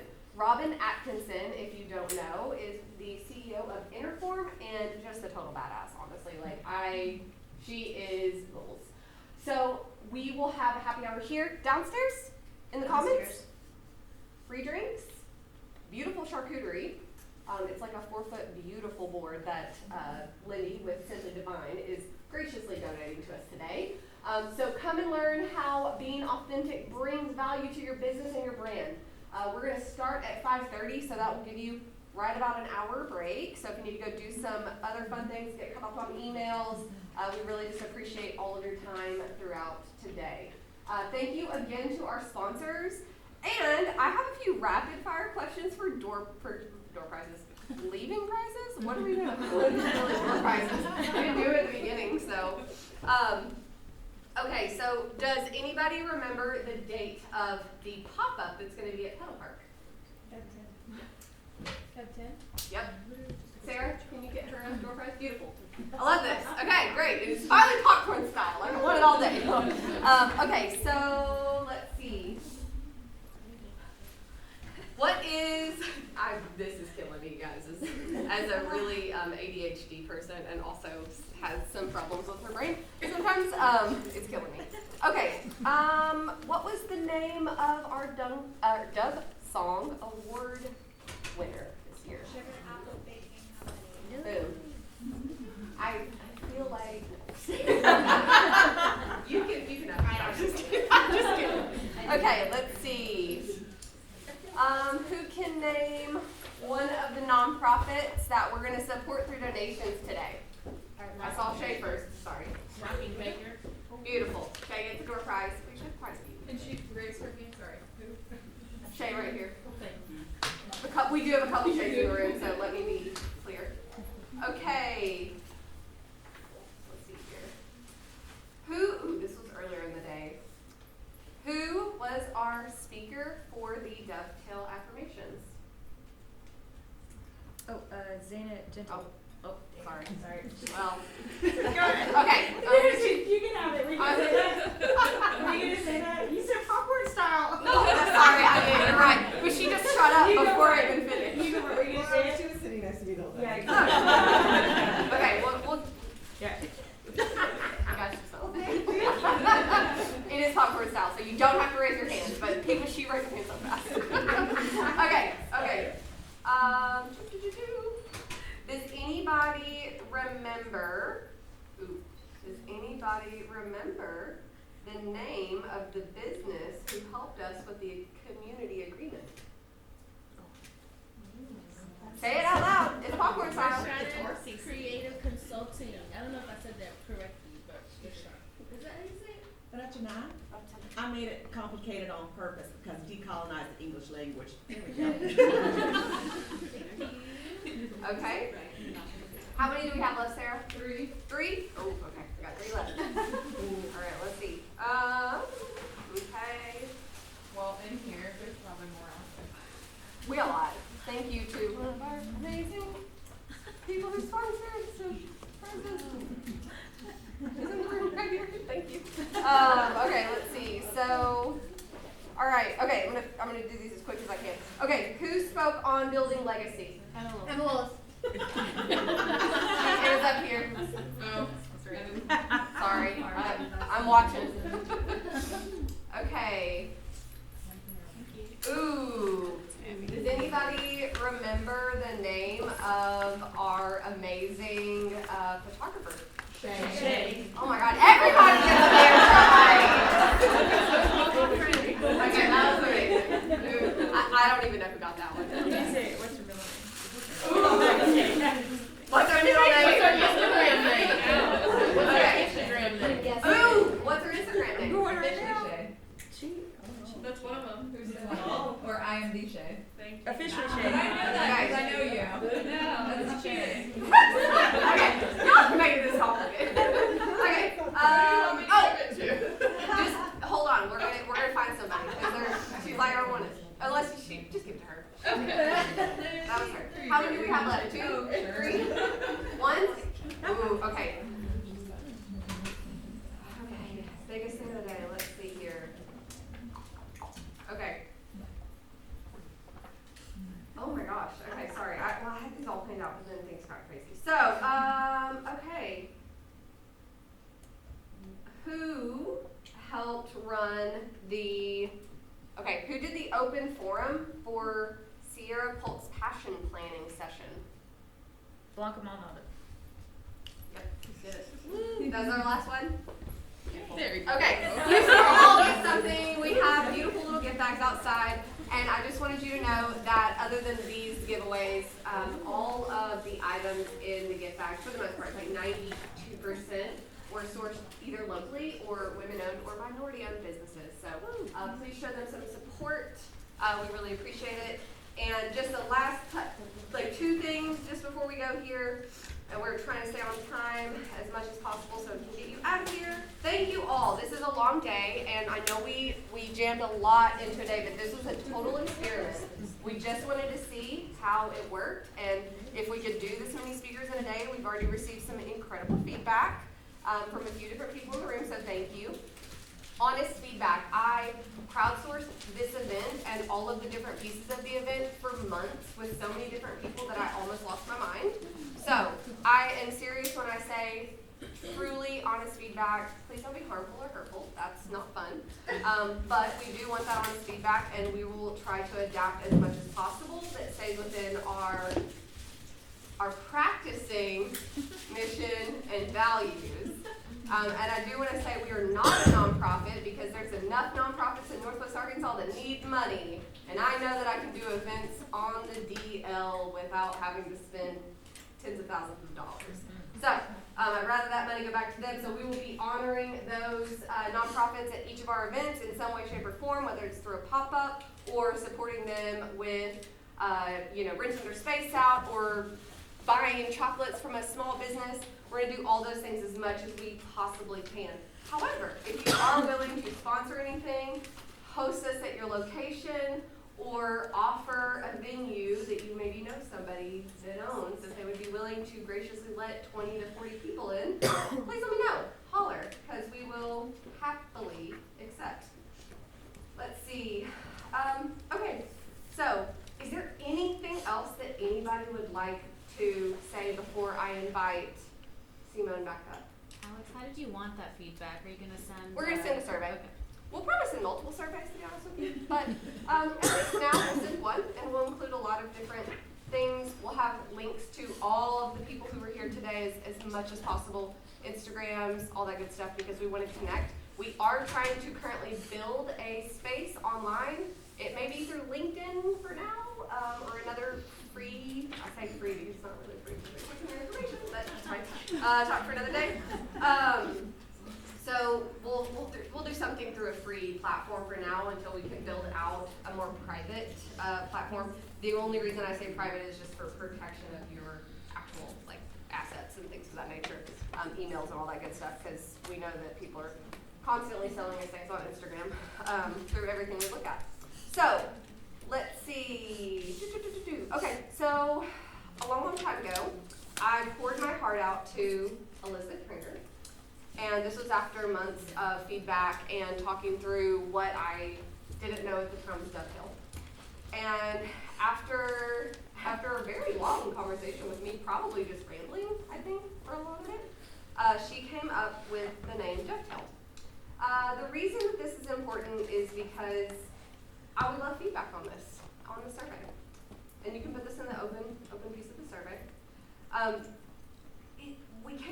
She came to it because it's a building term that means interlocking two ends together, which at the end of the day means we're all coming together as a community, right? So in business, it's often used as being harmonious or synergetically coming together to a mutual agreement or project, maybe a finalization of a project or some other way, or some other form. And when she said it, I think I started crying. So, but you know, I've heard things throughout the day, so we always want to be mindful of feedback. And you know, if there's anything we need to change in the future, obviously there's some things that are set in stone right now, but I would love to honor that feedback from you. So, without further ado, Simone, I believe we said you were going to come back up and help us with some closing remarks. I don't believe I have a slide for this, so you're going to just have a dovetail slide behind you. This is completely by surprise, and I am really excited. I finally can stop being like a consultant observer and teach a little bit, which I love, love, love. You know that there's this TikTok/Instagram video that's like, I'm this, and I'm this, and I'm this, and I'm this. So, yes, I know I'm actually not creative consulting, but I'm also a multidisciplinary social practice theater maker who co-creates with vulnerable communities so that they can advocate for themselves. I came to this benchmark of, wow, I think I can do this kind of work in 20, is Amanda Driver still here? She's not here, she was here earlier, but Amanda Driver and I and the Veterans Affairs years ago in 2019 won this Global Plaintree Person-Centered Healthcare Award, which 10 like individuals or organizations throughout the whole world received. And I was like, man, this is like a benchmark moment for me as a creative of where can all these things that I do intersect with each other. But I always go back to this one experiment that I do, and I've been doing it since I was like 22, I'm 37 now, so almost 20 years-ish. And we're gonna do it together because I think this is a really amazing experiment for you to think about. I'm not gonna trademark it, copyright it, take it with you as you will. But I would need for you right now to get a piece of paper and a pencil.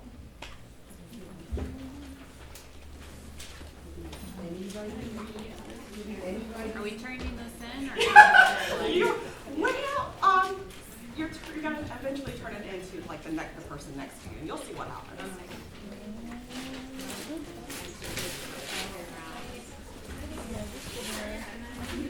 Thank you for sharing your paper. This one's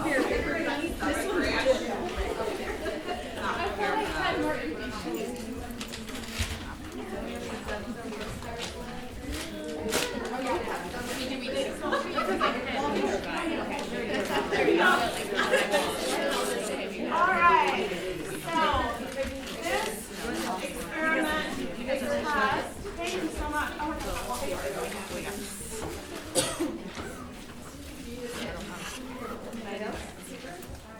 Paper? Anybody need paper? I need paper. Yeah, so when I am in my theater making mode, I'm working with community or itty bitties, senior citizens, veterans, whoever it is, this is usually the first thing we do together before I say anything else. Because it creates kind of like this tone, this collective tone in the room, and you'll see why. This is called the home test. There are only 3 instructions. I cannot answer any questions that you will have. It's pretty simple. Are we ready? It takes about 30 seconds, fingers crossed. The first instruction is to draw a home.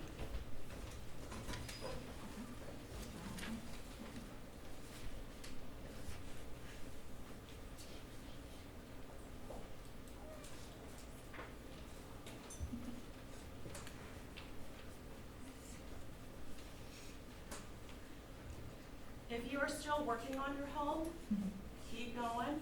If you're ready to move on, the second instruction is to draw a tree.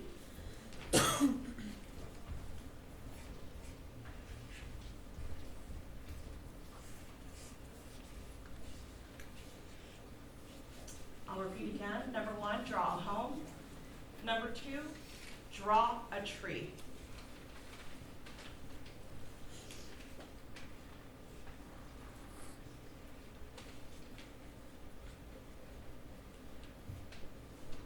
It's okay if you're still working on the first 2.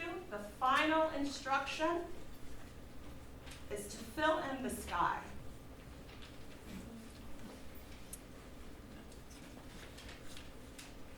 I'll give you about 10 more seconds.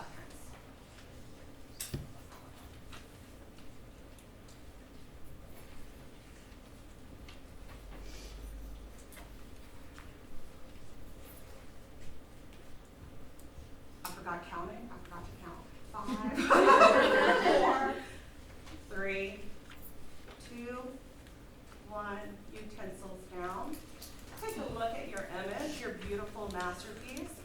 Share it with your friend next door. Check it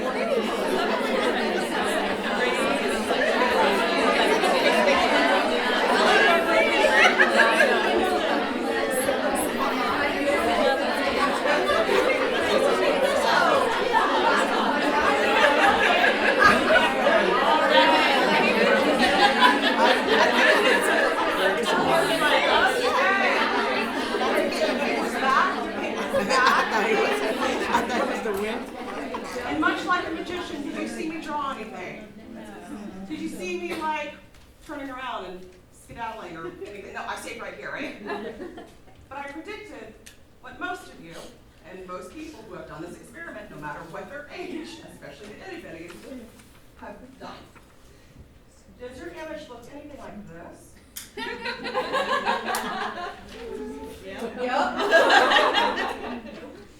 Wow! Oh, ladies, this is my favorite. You either have like a half sun, a full sun, a bird, right in the ground. A cloud can stick up the butt.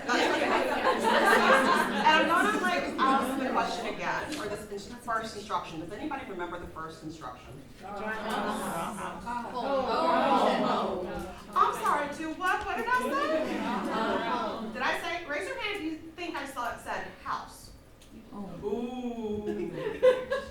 What did I say? How do we define home? I initially drew a little stick figure. And that's me. Right. And so imagine, again, I've said it before, when I've even done this with kindergartners, they all came up with this. At even a young age, someone is telling you what a home is. There are many definitions of home. This is a very simple way to disrupt what people have been telling you your entire life. Not everybody has this. I grew up in a single life. Oh man, the ice storms, the tornadoes, the things. Home for me is any public library. It smells good, it feels good, the lighting's great. My God, Fayetteville Public Library is a dream. So I say this a lot because not only to kind of, every time you approach a problem, a solution, try not to go the easy, obvious route. There's other ways of being and other ways of knowing. I also want to say, like, the older we get, our imaginations become limited. My father told me this the other day. I quote my dad a lot. He's like one of 5 white men that I trust. But he also says, don't trust me, go figure it out for yourself, which leads to this quote. Your imagination is limited to your actual real experiences. The more that you experience things beyond your understanding, the more your imagination can be flexible, right? I also want to point out, I'll bring it back to nonprofits a little bit. I'm passionate and obsessed with nonprofits. I hate them and I love them. Foundations, I hate them and I love them. Why do nonprofits exist? To fill the gaps that our government can't. BAM!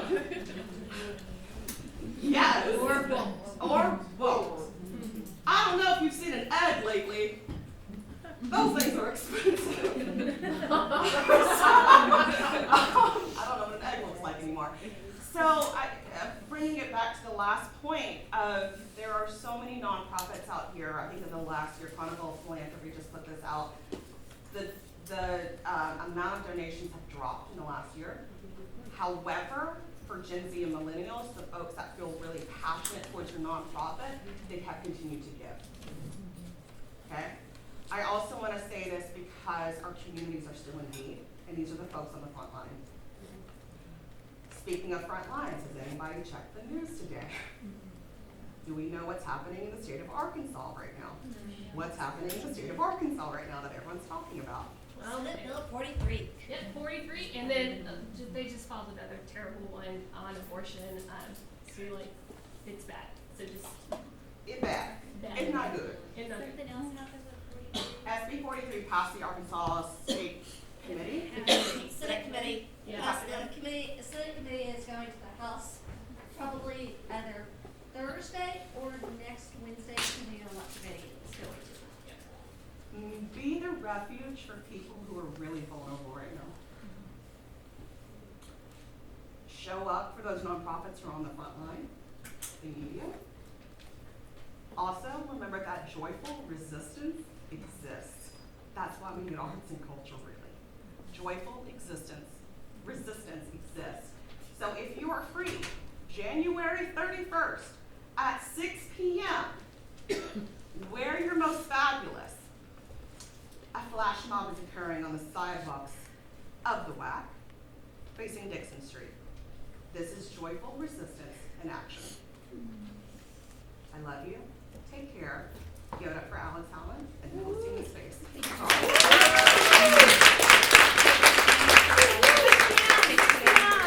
Yeah, I love that. Well, can we send that out to the team? Yeah. Okay. Flash mob, like canopy. Yeah. Okay, flash mob. That's it. Thank you for your energy, your time, and literally a full day of your life. We hope to see you at 5:30, but if we don't, we will catch you next time. Thank you. Yeah, I like the music.